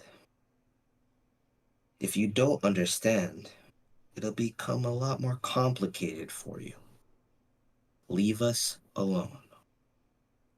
Or it won't be that you'll be walking away with. You got it? The bandit who's been knocked unconscious is like dragged back by a few others. And one of the bandits says, "You'll regret this." And then they all storm off. Woo. And Taka, who appears to have gained a lot more muscle, he looks a lot more mature. Whew, that was unnecessary. Unnecessary. We'd already defeated them. And they didn't learn their lesson. They disrespected us. What do you expect me to do? What do you think Red Boy would do? Red Boy isn't here, and neither is Nez or Ao or any of the others. It's just us. The three of us. Me, you, and Mirth. And Mirth, who's been Where's sent. Master? And Wu like snaps at him.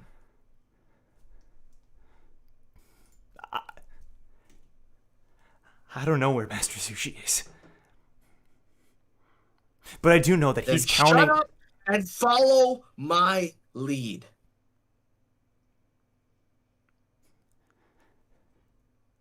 Yes, sir.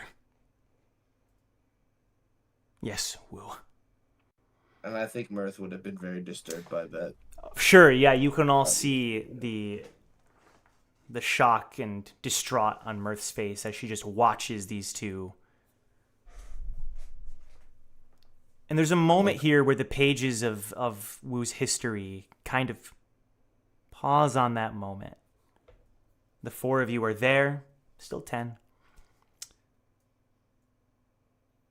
Kind of looking around, looking at each other. It's as if history has given you a moment to kind of absorb this. We're still witnesses, right? We can't interact. You can attempt to, if you would like. You feel as though occasionally if you like move a box or something, like maybe one of them would turn their heads, and it's hard to say how much power you now have. Brack looks at the closest chair to him. He nudges it a bit. Yeah, try and get their attention.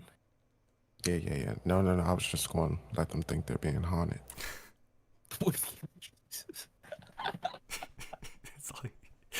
Brack's like, no, not to... I wasn't expecting that. Paranormal Bracktivity. Okay, let's calm down. Let's calm down. So what happens when Brack moves around these chairs? They don't notice. All right, I'll be like, hey, hello, want a Damien fruit? At this point, they start making their way back, and they're at the headquarters now while you're doing this, and when you say that, Taka kind of looks over, and he opens up one of the crates and tosses Mirth an apple, and she catches it and just looks at it, and Taka kneels down next to her. It's gonna be okay. I know things are tough when it's just us. But we can trust Wu. He's gonna look out for you, for us. For you. He knows what he's doing. Yeah, she says. He does. I trust him with my life.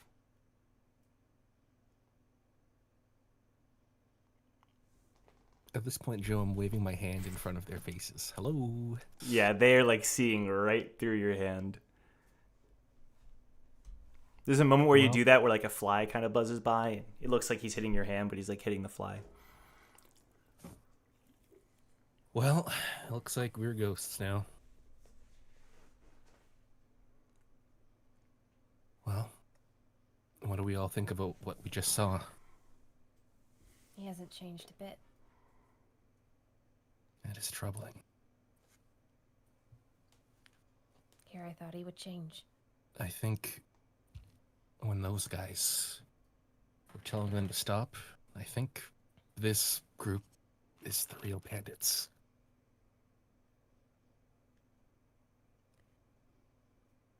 Seems like a band of tyrants. I understand why the others left. Well, what should our next step be? Do we leave? Or We just watched history. Leave? It's clear the mirror wants us to see this, Damien. We're not going to be able to do anything that we're not allowed to do. Besides, there's more to this story. It's not about what we've seen. every purification is different. Mine differed a lot from yours, but when it comes down to the fact that whoever's being purified is the one that issues the change in this world. Well, That that's much half is- right. The other point is that each of us has a history, and it's pretty clear the mirror intends to show us that. Those two people, the only ones left, I knew I recognized their names. Like I said, it's not about what's happened, but what's about to happen. That I mean, rift that's growing between them is going to continue to divide them. I think we have to see that play out. And you know this because Wu told you?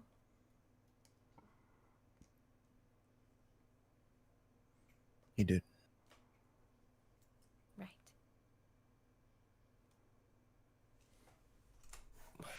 What does he know about purification? No, he didn't tell me about the mirror. He told me about his history with Mirth and Taka. Ah, I see. This rift that's forming between them. I always figured it was going to happen. So then, what happens next?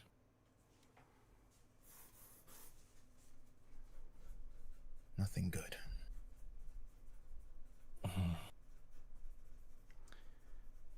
Let's just say there's a reason that Wu has such a strong desire to keep Leaf safe. There must be something we can do. Or do you mean that he has a strong desire to not change? And that he's doomed to make the same mistakes over and over and over again? And by trying to find some semblance of a pattern, that he thinks he's gonna change? That he thinks he can be the hero this time? It's the same thing playing out again, if you know if this is how this goes. Well, suppose in theory he does have one way out. Damien. You don't mean... No, No. not your option. After your stint with the mirror, do you feel better? You feel changed? I know that there was an important choice that I had to make. A way to test the rest of my climb. I guess, in a way, I've always felt like after the workshop that I've been doing a lot better. But seeing everyone again and seeing how much... I don't think everyone here is doing better. So, in my head, I thought that my world would be better for everyone else, even if it meant I had to give up on my plans. That was a sacrifice that I was willing to make for everyone else. I wasn't sure if it was the right call for you guys, but, well, that was a choice that I had to make. And, well, I chose to see this out. I don't think the mirror has any intention of fixing us. At least not really. You can't depend on something else to fix you. You can guide other people can guide you, but the only person that can save you is you. Ultimately. That's exactly what I'm saying. I think the mirror is just going to show us what's wrong with us, and then it's up to us if we do anything about it. So, to answer your question, Eden, yeah, he could very well continue making the same mistakes. Well, or he could look at this and choose a different path. But I think that we do have more influence on these purifications than you think. Because of our intervention, we stopped all the Zhong's fighting. There must be something we can do.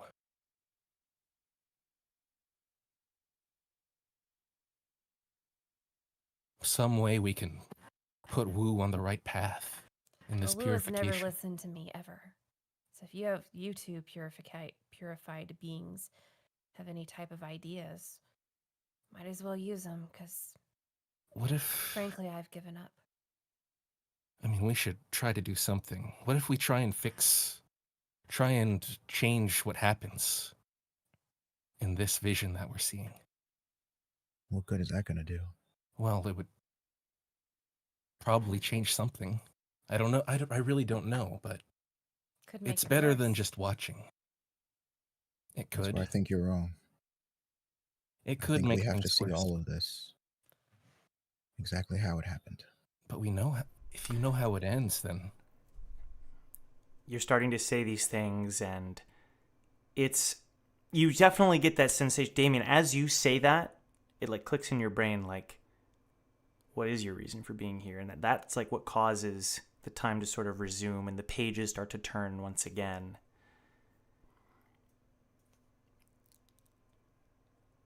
And we're gonna cut back to it in a few.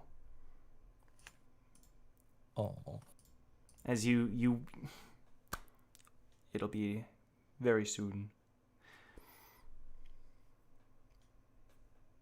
Woo. You stayed up all night, poring over the plans. Do you need a few more minutes before you like convene? You're ready to go? Okay. Pretty good. Yep.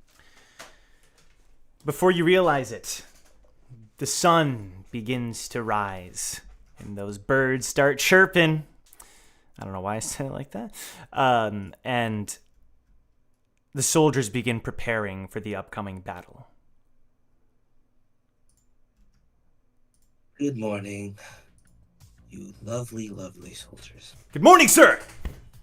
Don't call me sir, I'm not actually in charge. And make sure you don't die today, whoever said that. I won't, sir, Mr. Wu. General Ryuji.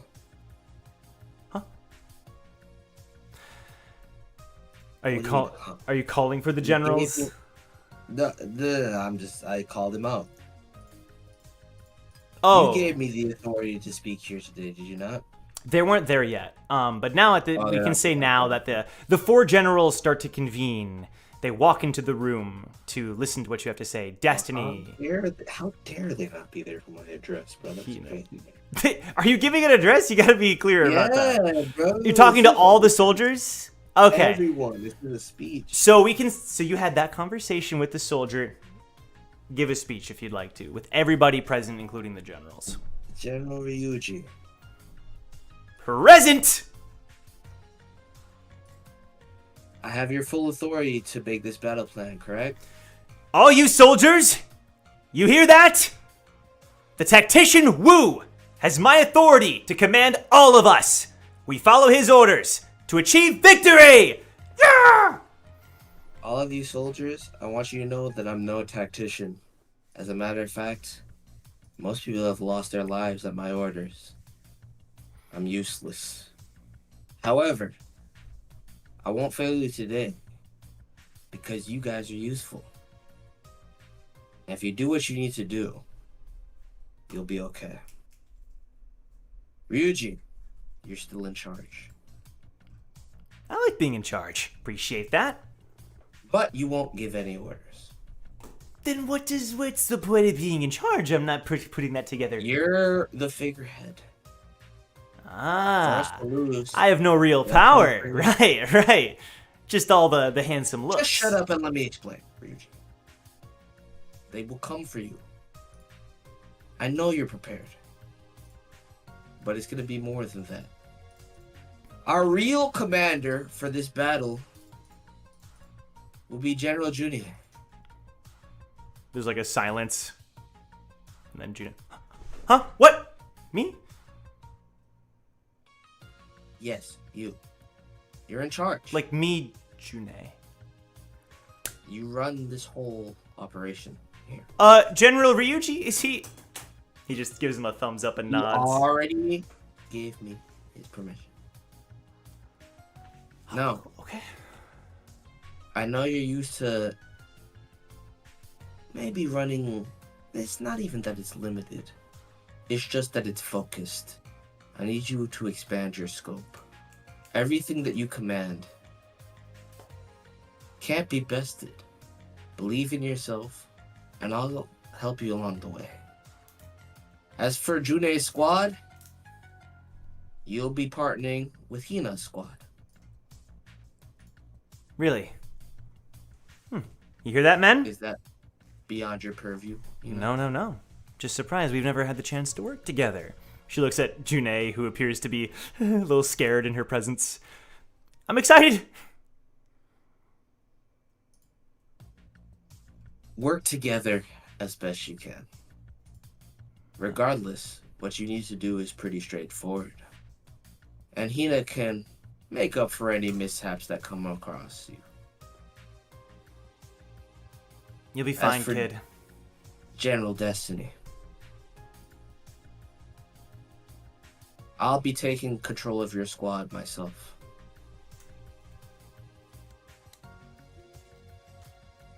What would you have me do? I want you to advise our young commander here.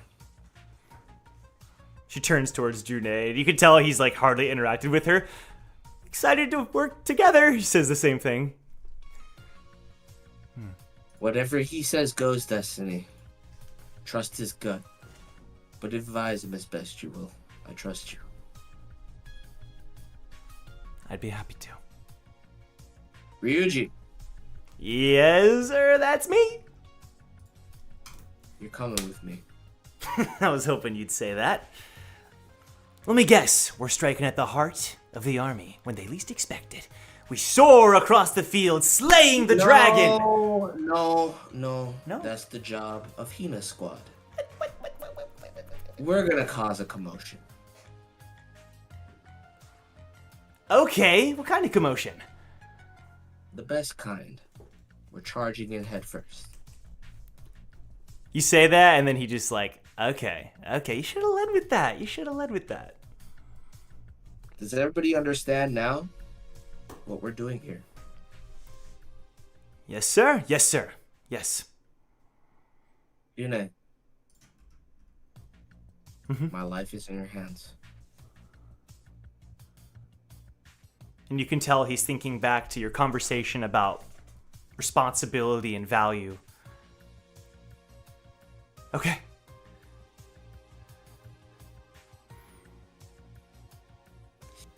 Well, that was my first and only speech as your commander. Hope you guys do well. And all the soldiers. For the princess! Ah! Like in the back of Wu's, he's like, I could have done that better. Zushi would have done that better. What's wrong with me? Oh, whatever. Sure.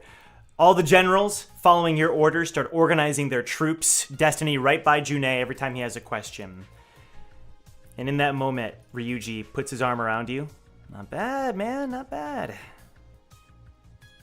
Not bad like you didn't trust me to lead this thing before, or not bad like you're impressed. Because they both concern me. A little of both. Winks.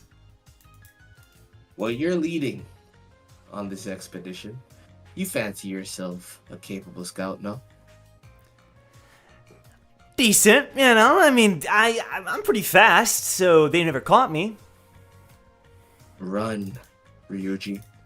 Run. Wu kind of nudges him forward. I mean, right here, right now, or maybe later. No, but really quick before we start, I wanted to say something.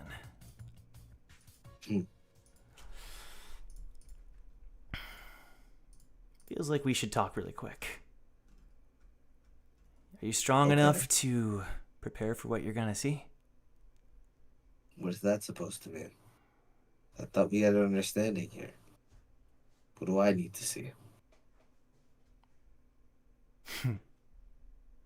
You and me, you know, your plan's all well and good, but there's a part of me that just wants to ride into enemy lines, just the two of us, where we hack down enemy after enemy.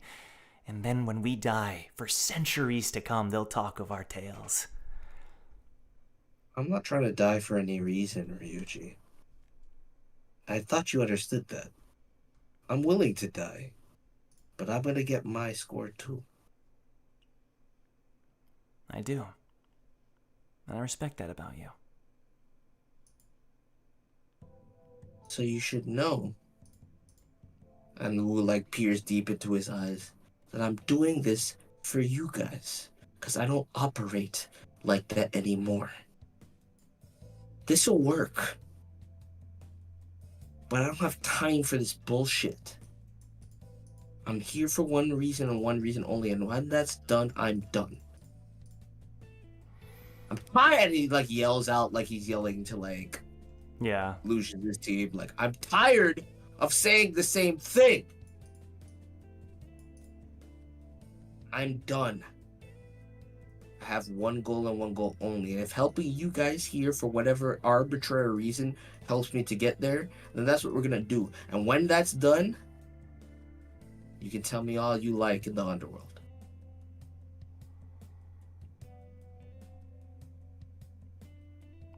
He just stands there as your voice kind of reverberates around the camp a little. And there's a moment where, despite not having personally, as far as you know, having met this man, or having seen his face, it's like this moment where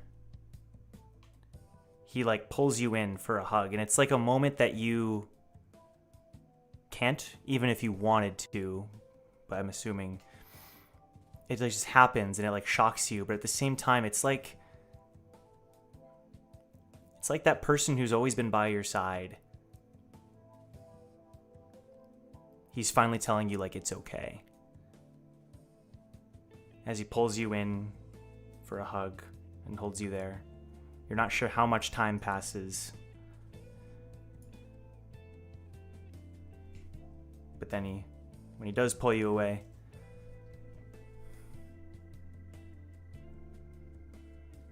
I know. All I hope is that this journey, short as it is, teaches you something, and that you'll remember us. Teaches me something or not, I can promise you one thing. I'll never forget any of you.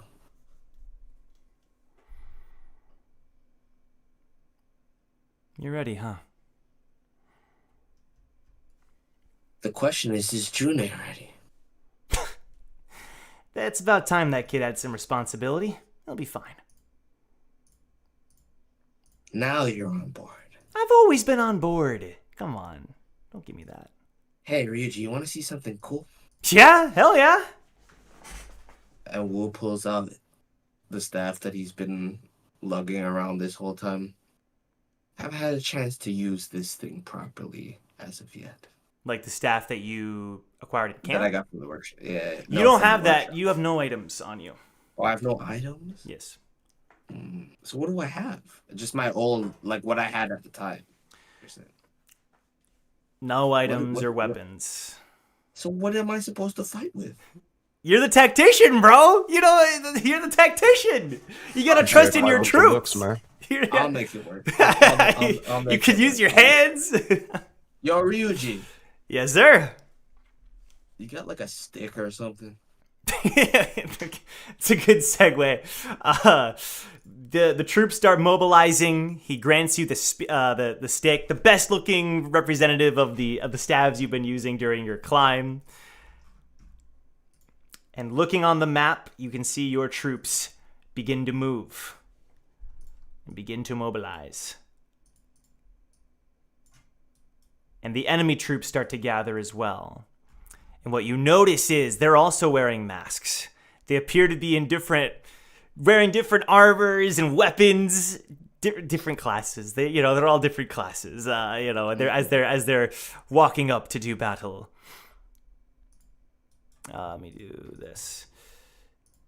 As they start to approach. Where would you like to position yourself?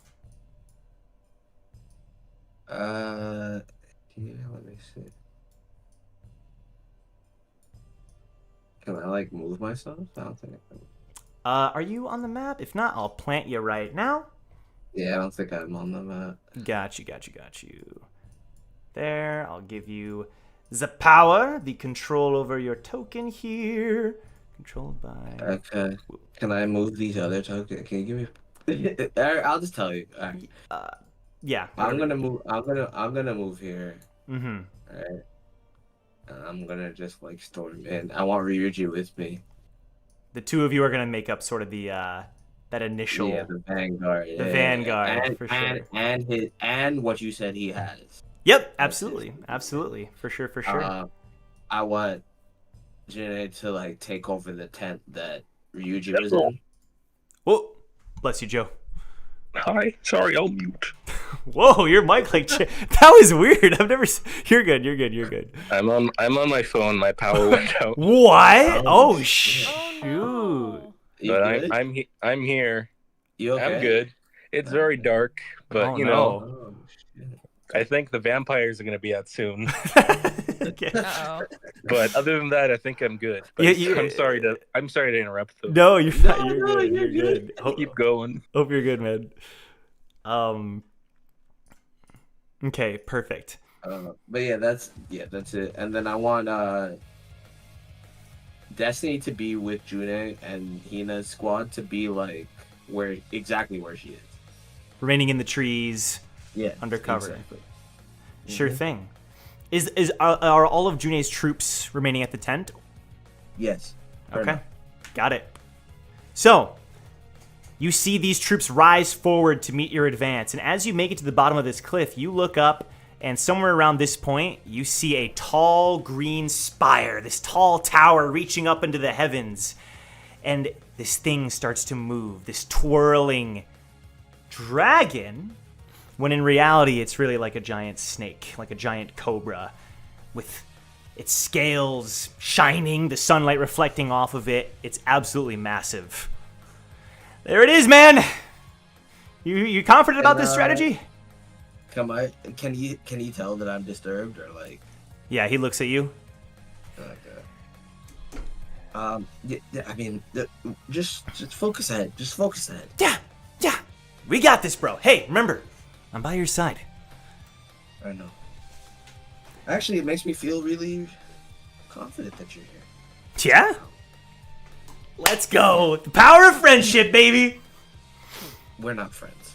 Don't kid yourself. What? After all of that? You prove yourself today, and maybe. all right. Troops, advance.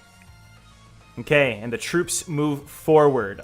All of Ryuji's battle-hardened warriors, he calls them all heroes with their heavy armor and their axes and swords, and they clash into each other. Despite everybody wearing masks and such, there's real blood being spilled as these soldiers are fighting and hacking and slicing each other. What do you wish to do during all this chaos and commotion? Wu is gonna body reinforcement, Okay. and then he's going to So I have nothing, right? No weapons or items, yeah. Can I still summon my anima or my Shinwei? No Shinwei either. But I still have like Your techniques are... ability, Yes, ability-wise. you can still use your techniques, yeah. Sorry for the confusion. Okay, Wu's gonna like just go straight to thrusting stance and body reinforcement. And Sure. stand there as the troops advance. Sure thing, and the way we're going to do this isn't like exact combat. I'm just going to kind of shout rolls at you, and we're going to determine how the battle flows depending on the strategy and such. As you stand there, the guards start attacking you, but you're in thrusting stance, so you have a higher degree of dodge rate. They're attacking, and you're dodging and spinning around. Is there a certain like fighting style, or like is Wu fighting like he always does? Is there any way you want to describe this? I would say that he's a little bit more reckless with his movement than he would be. Like, it's not precise at all. Sure. So with that recklessness and that different, like, that nature of just trying to overcome the enemy, there are a few moments where you're left unguarded. And as someone would strike in, suddenly Ryuji kicks them in the head with hand-to-hand combat. Whew! And he's got your back. The two of you, back-to-back, fighting off all the enemies that are surrounding you. And there's just, like, brief second where, like, the thought comes to his mind to be like, do you want to join my club? And he just, like, stifles it. Damn. Yeah. That's great. As the fighting continues, there's a moment where you can give additional orders. Just hold the line, man. Hold the line. For the princess! They're holding the line. They're doing the best they can. Can you give me like a performance check with charisma? Let's do it. Let's see. Let's hype up these men. Woo! I have not done this ever, I think. Performance roll? Alrighty. No, for charisma, like. Oh, sure. I don't know. I've done this. 17. 17? Alright, yeah, you're hyping them up. They're feeling confident in this, like, your tactics seem sound, everything's working together. You receive word that Hina's troops are doing well and invading from the western entrance of the forest. They took the enemy by surprise with their intelligence that they gathered and your advice. And right when the weak spots are being created, and as you're creating enough of a distraction, June gives an order, and you start to see fireballs being hurled from the sky, and they're breaking apart the mountains from the back that are crumbling down upon the troops below. That cheeky bastard, he's too soon. And Wu kind of like, fall back, man, fall back. They start to fall back. We can hold it. We can hold back a mountain slide, or an avalanche if it happens, yeah? No, we can't. Okay, give me an athletics roll. June, I trusted you, bro. Like, what are you doing? Oh, that's not good. Actually, my athletics is not bad, though. 14. 14? Okay, yeah, you're able to dodge and nimbly attack and strike back. Oh, Joe's power is back. Let's go. Shout out, Joe. Excellent. Yeah, you get, there's some scrapes and bruises and cuts and such, but overall, it seems as though your troops are performing well, and it's like so natural. Your combat with Ryuji feels like any opening that you happen to create where you're vulnerable, he's got your back. It's working very well, and it's very fluid for the two of you. Let me send you a quick message.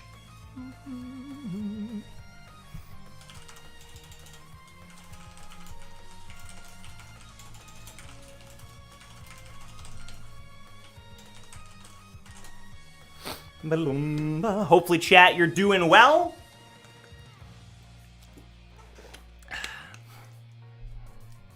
Hopefully, you're having a good night or day, whatever you are.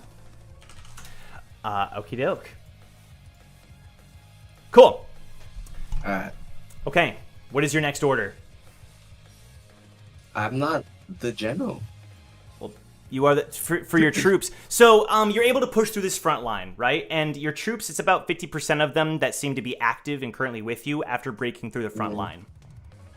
So as far as what is our objective here, realistically? That's up to you. There's a tower with a dragon surrounding it. But the dragon is here, in the middle, right?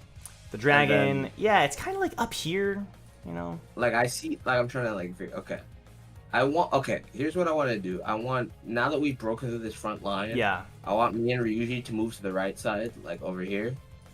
Sure. And deal with this area. Right? Yeah, with the troop. Absolutely. While we're doing this, that's when he can come in and... Right. That makes perfect sense, yeah. So as you're distracting all of these troops, suddenly you see Hina and her troops making movements from the west. And it's at this point that the pressure is on, that Destiny advances with her troop. The archers remaining enough of a distance behind to protect the camp in case something happens and goes wrong and they're invaded while this is happening. You create enough of an opening where you can reach the tower, Wu. All the generals seem to be kind of converging. Everything's working together. There's a moment where your commander, the leader, he starts to run forward as well. He left the care of the camp in the hands of his archers. You see June run forward. This is our chance! We have to take the tower! And all the generals start to convene. How about the 5 of us? Who looks at him? What do you mean, how about? Aren't you in charge? Give us the order, General.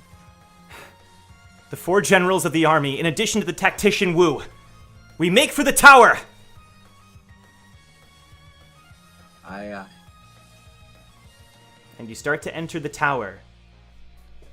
Breaking apart any guards, busting through the front door. It really is like straight out of a storybook. This adventure of taking down this enemy army and riding into the dragon's lair.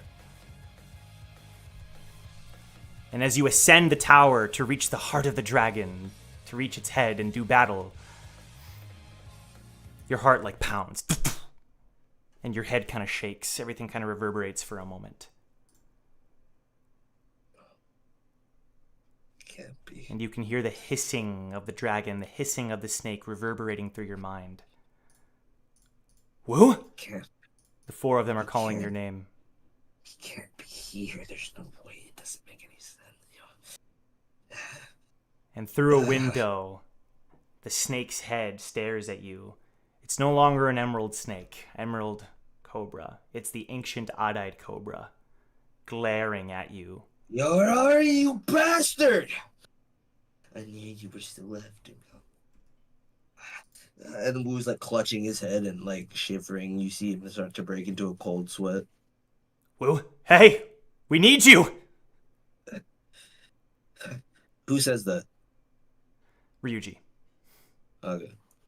Wu wouldn't respond to Ryuji. This is your chance, Wu. Break free of your destiny.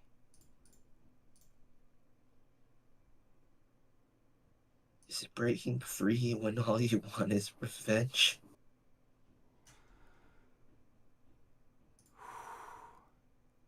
The snake lunges through the window, breaking apart the stones. Ryuji tanks the attack and he gets pushed back and slams into the back wall, falling to one knee.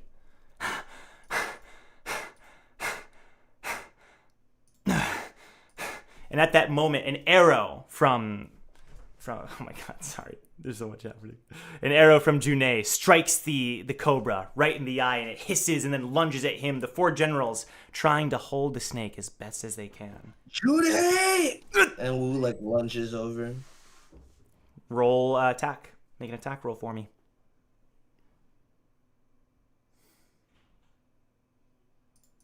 Ooh, that's not bad. That's not bad. That is a 18. 18. Yeah, you're able to land the attack on the cobra. June also was knocked backwards into a wall, but he appears to be okay. He's alive. And you can see Destiny hurling wind magic over and over at the cobra. You can see Hina dipping in and out of the shadows, striking as best as she can. She pulls out a gun and shoots it a few times, but they're struggling. The snake doesn't care about any of the four generals. He only cares about you. All of you stand back. June. I'm proud of you. You did what you needed to do, and then some. But you're afraid of it. I can... I wouldn't dare put the people I care about up against something I'm afraid of. It wants me, and that's what I'll give it. The rest of you, make sure the rest of the troops are held down. Do you understand? Hina's the first one to say, yes, let's go. And everyone starts to make their way down the tower. You can do this, says June. Of course I can. And Wu like gives June a thumbs up. You're just a little hungry. And Wu lunges at the odd eyes. Make an attack roll. Oh, he's not trying to attack it. Ah, what's he doing? He's trying to like jump into its mouth. Sure. Oh, so go ahead and roll athletics regardless. Yeah. Yeah, I was gonna say. Yeah. Does not attack roll. Athletics roll works here for sure. Oh my god, dude, my rolls are on point today. What is my athletics though? +5, 23. 23. Okay. As the cobra lunges at you, those familiar teeth glinting, you instead jump into its mouth. The teeth start to sink into you. Wu feels like for the first time some sort of odd comfort. Like this should do nothing but make him feel like he's at his wit's end. Mm-hmm. But for some reason, he feels comfortable. The snake is trying its best, squeezing down.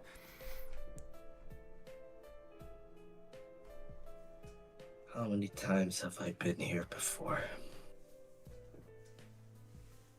You don't remember, do you? And Wu is still in thrusting stance, by the way. Mm-hmm. I want to use if it works, you can tell me. But You can- I want to use. Yeah, I'll roll for it. But I'm trying to use what's it called? Forceful thrust. Oh, yeah. Listen, you can roll. Feel free to go for it. Alright. In fact, I have these abilities right here. Yeah, run it. It's not that great, bro. That was a 9. Okay. You automatically Wait. hit. Just roll for damage. Just roll for Oh, damage it's for me. okay. I'm tripping. You're I was thinking succeeding of here. okay. Everything you deciding Wait, do to I jump roll into a its mouth is the key here. D8? Yeah, it's 1d8 Right, yeah. 3 times. Okay. Or wait. No. Oh, It's it's forceful not. thrust, Sorry, not yeah, you're that. right. My bad. Yeah. My bad. It's still a D8 though, right? Yep. Okay. I rolled. Okay, I already rolled. I rolled a 4. But Yeah, for sure. Listen, at this point, I don't think the rules really matter that much. I think because of the nature of this trial, you leaping into its mouth is the important part here. And as you're doing battle inside the creature, it's sinking its teeth into you. It's like a familiar sensation as you're doing battle, holding it up, I'm assuming, while striking with your staff. This makeshift staff that you picked up at the camp. And the images start flying through your mind. Every time. Every painstaking moment. You remember each and every one. Each and every one of those times you were punished and tested. Shaking in fear. Ryuji's words are echoing through your mind. Other instances during your climb where you remember making a choice, making a decision where perhaps, call it destiny or chance or your own will, you managed to stay on your path. There's like a moment where you can even see Mr. Glue. The moment where you survived against that ranker's attack.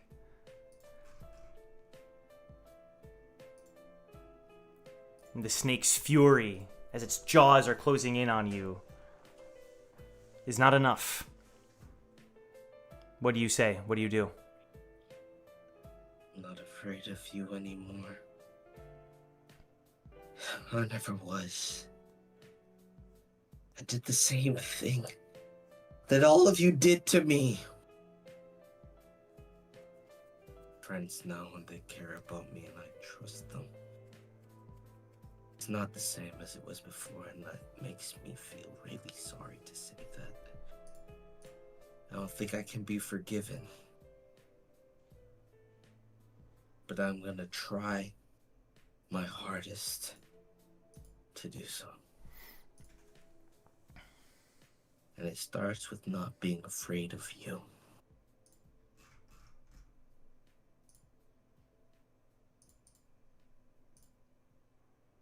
The creature's hissing, the tongue wriggling. You can do one more thing here. How do you end this? Wu is gonna drop the staff and he's gonna use a raw Shinsu burst to just kind of like explode the neck of the creature. Sure. And you can feel that sensation inside of you building up in power and excitement at this moment where you can finally let it go. As he does it, you hear a voice where he's like, perhaps I wasn't wrong about you after all. And the explosion shatters and the cobra's head goes flying. And there's a bright light. You can hear your troops shouting victory. And it all envelops you. But while that's happening, you're about to see something. But Team Recall, as the pages begin to turn, and Damien, you can't shake what you had said that had begun the pages to turn once more. It's raining.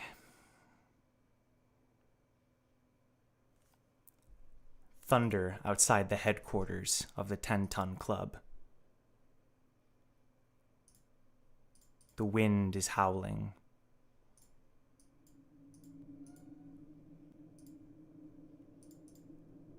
In a rash decision and in a rash moment,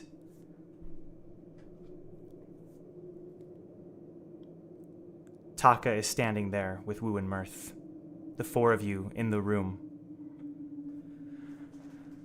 I'm gonna go fight him. Just me? I don't have my emotional support buddies? Wu, you stay here and protect Mirth. I can take them. They're no big deal. I already told them.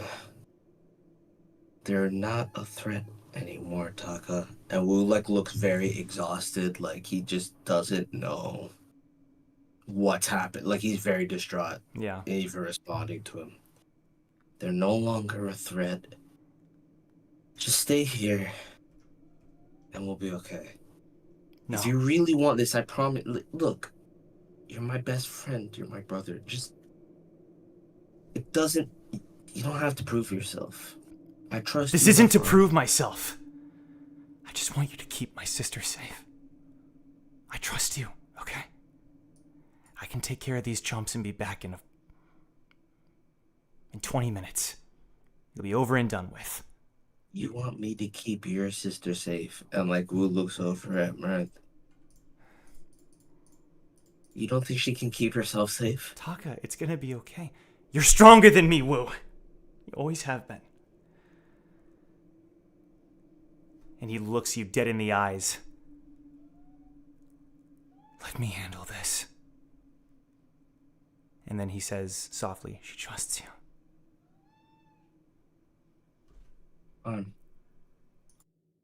If you feel like you gotta do this, I'm not gonna stop you. I promise you. She's okay with me. I know she is. You know I would never let anything happen to her. But don't do anything stupid. I know she's safe. Thanks, man. I'll be back soon. Mirth? Yeah? Taka. They want me. Don't overextend. I won't. Bless I muted on OBS. I'll be right back. And he goes and hugs Mirth. Be safe, Taka. These guys are chumps. We're the 10-ton club. And he nods and heads out into the rain. And I would think Mirth would notice this, but it's just a quiet moment where Wu just is extremely frustrated, punching the wall, if Master was here, none of this would be happening. It's okay, Wu. Red boy, you told me to do this, and I can't do this. Taka's gonna be okay, he promised. And Wu's kind of surprised to hear Mirth's voice. He will be okay, because I'll make sure of it. He doesn't have to do this anyway. What? Like I told him, you'll be okay, right? I gotta go after him. Yeah, I'll be fine. Just don't be reckless, okay? No, if we're together, we'll be okay. And Wu puts his hands on his shoulders. I just need you to hold it down here. Okay. I know you can do it. I will. I'll be back shortly. She nods. Okay. And Wu goes off after Taka.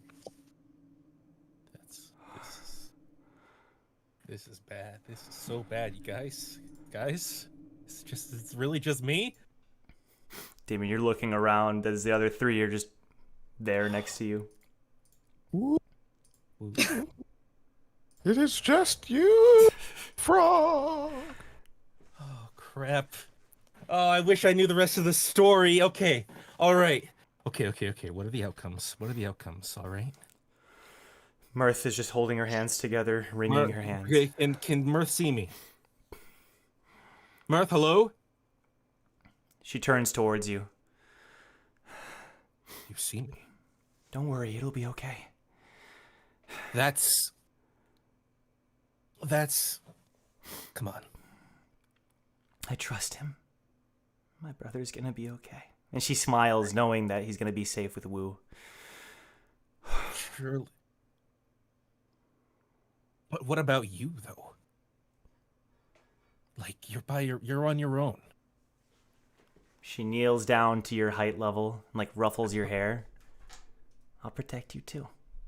Oh, I am right now. I can't and stop you too, this from happening. You too, Brack. She ruffles your head next. What? Jong, I know you might not be the biggest fan of everyone here at the club, but I'll protect you too. I can tell that you're hurting. And I want to protect you and give you the chance to walk your path. And you, Eden. Protect us. She ruffles your head too, Eden.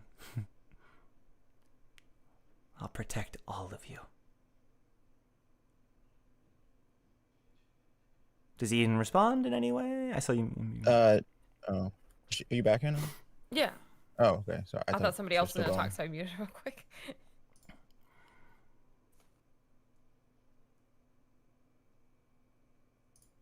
Did you want to say anything? No, I'm good.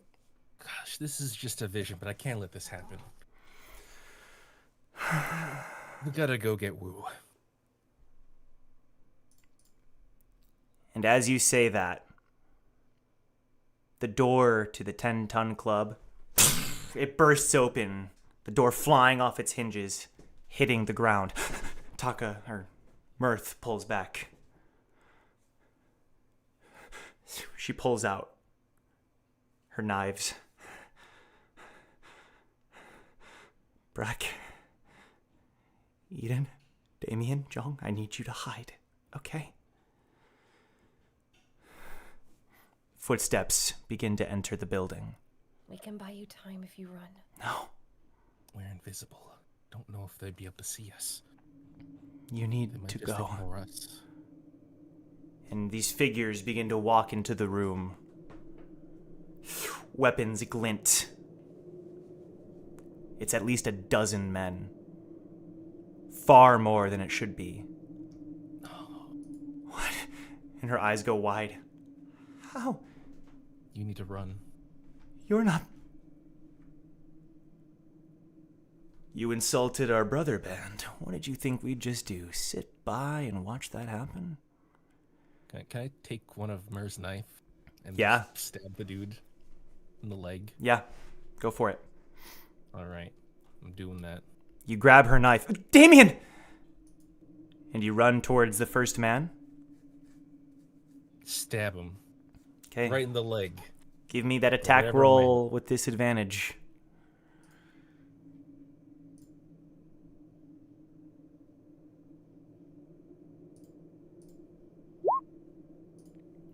So that's a good first one. Okay, so I mean, maybe I have, proficiency with a knife. You know what I mean? You know what I mean, right? I have proficiency with a knife, right? It's not hard. I think your stick split with the pointy scissors, end. your split scissors represent that enough, I would say. So then, technically, it's a 13. Where are you stabbing him or attempting to? Stabbing him in the leg. In the leg. Okay. You drive the knife into the leg. Ah! Ugh, you stupid! I'm a ghost. You can't retaliate. And he punches you and you go flying across the room. Hitting. Oh my my gosh, he can punch ghosts. Knock the shit out that ghost. Oh, I can't got believe hockey. You just go flying and you break one of the cabinets as you slide to the ground. Your nose is broken and bleeding across your face. God, it's really time to run, Mert. He's gimped. I It's got hard him in for the you leg. to move. Oh, Lord. He pulls out the knife. All right, Jong, you take the other 11. I need you all to run! John, you Damn get it, the other Damien, one. stop making this fucking funny. Only Joe, bro. I'm just gonna take a break. Okay? Yeah, your consciousness is not doing great. That punch almost one-shot you. Stupid ghost punchers.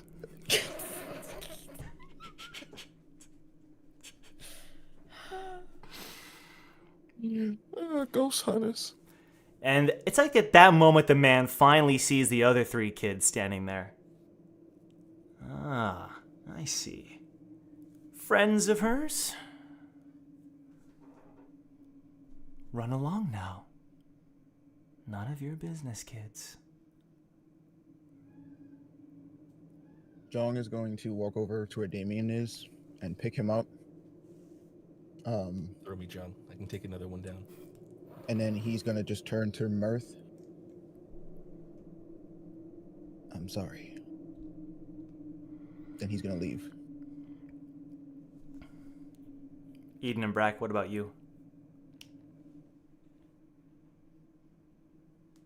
Do you Jong watch? already got Damien, right? He's got Damien on his shoulder.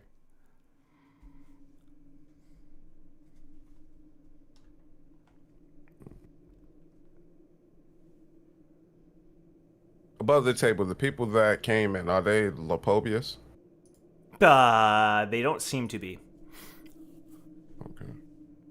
They seem to Brack be experienced bandits. Eden, how about you? What did Brack do? He left. He left.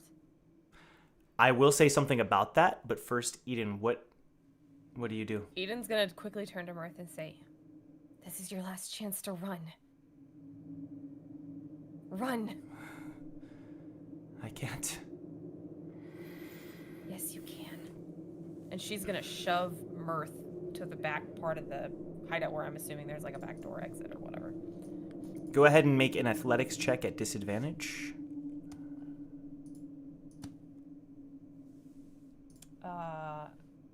Athletics would be...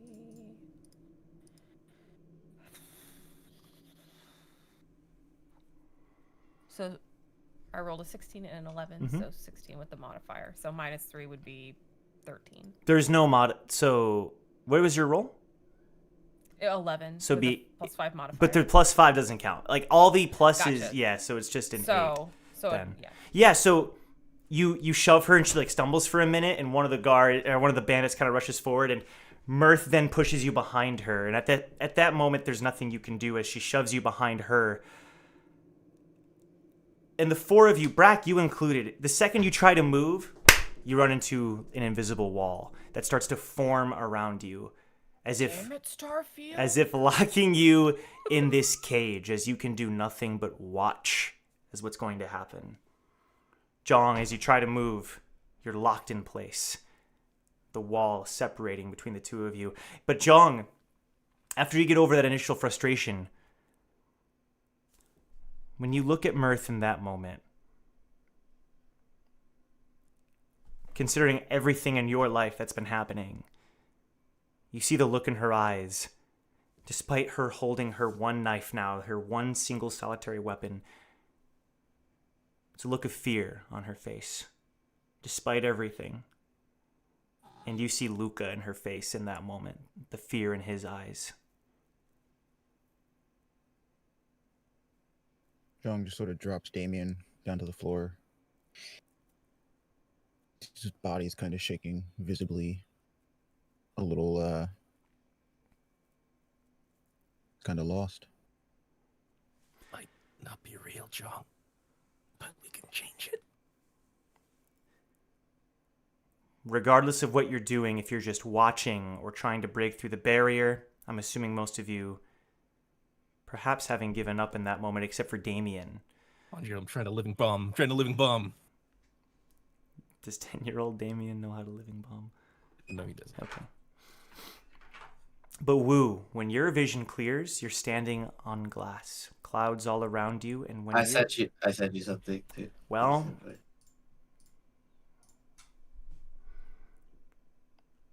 yeah, for sure. When you, after you strike down the cobra, the only thing you can see is glass beneath your feet. And you see something. You see the bandits walking towards Mirth. You see it through the glass right beneath you, as if you're on the roof of this impenetrable wall. No! That's the real treasure of the 10-ton club. Who is this? One of the bandits. No. Wu starts like pummeling down like the glass floor beneath his feet. No, stay away from her! Kill her.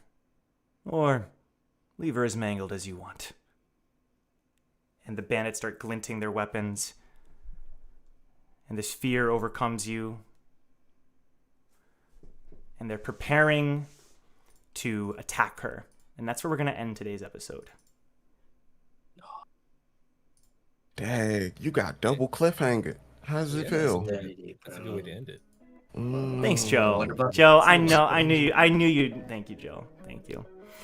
No, it's a great ending. You know, I'm just. Whew, my God. Yay! Huzzah! Huzzah! Everything is fine. Is it? Everything is fine. Guys, what's going to happen? What do you got? Viewers, fine, brother. Live stream viewers, VOD viewers, what do you think is going to happen? Do you think what's going on?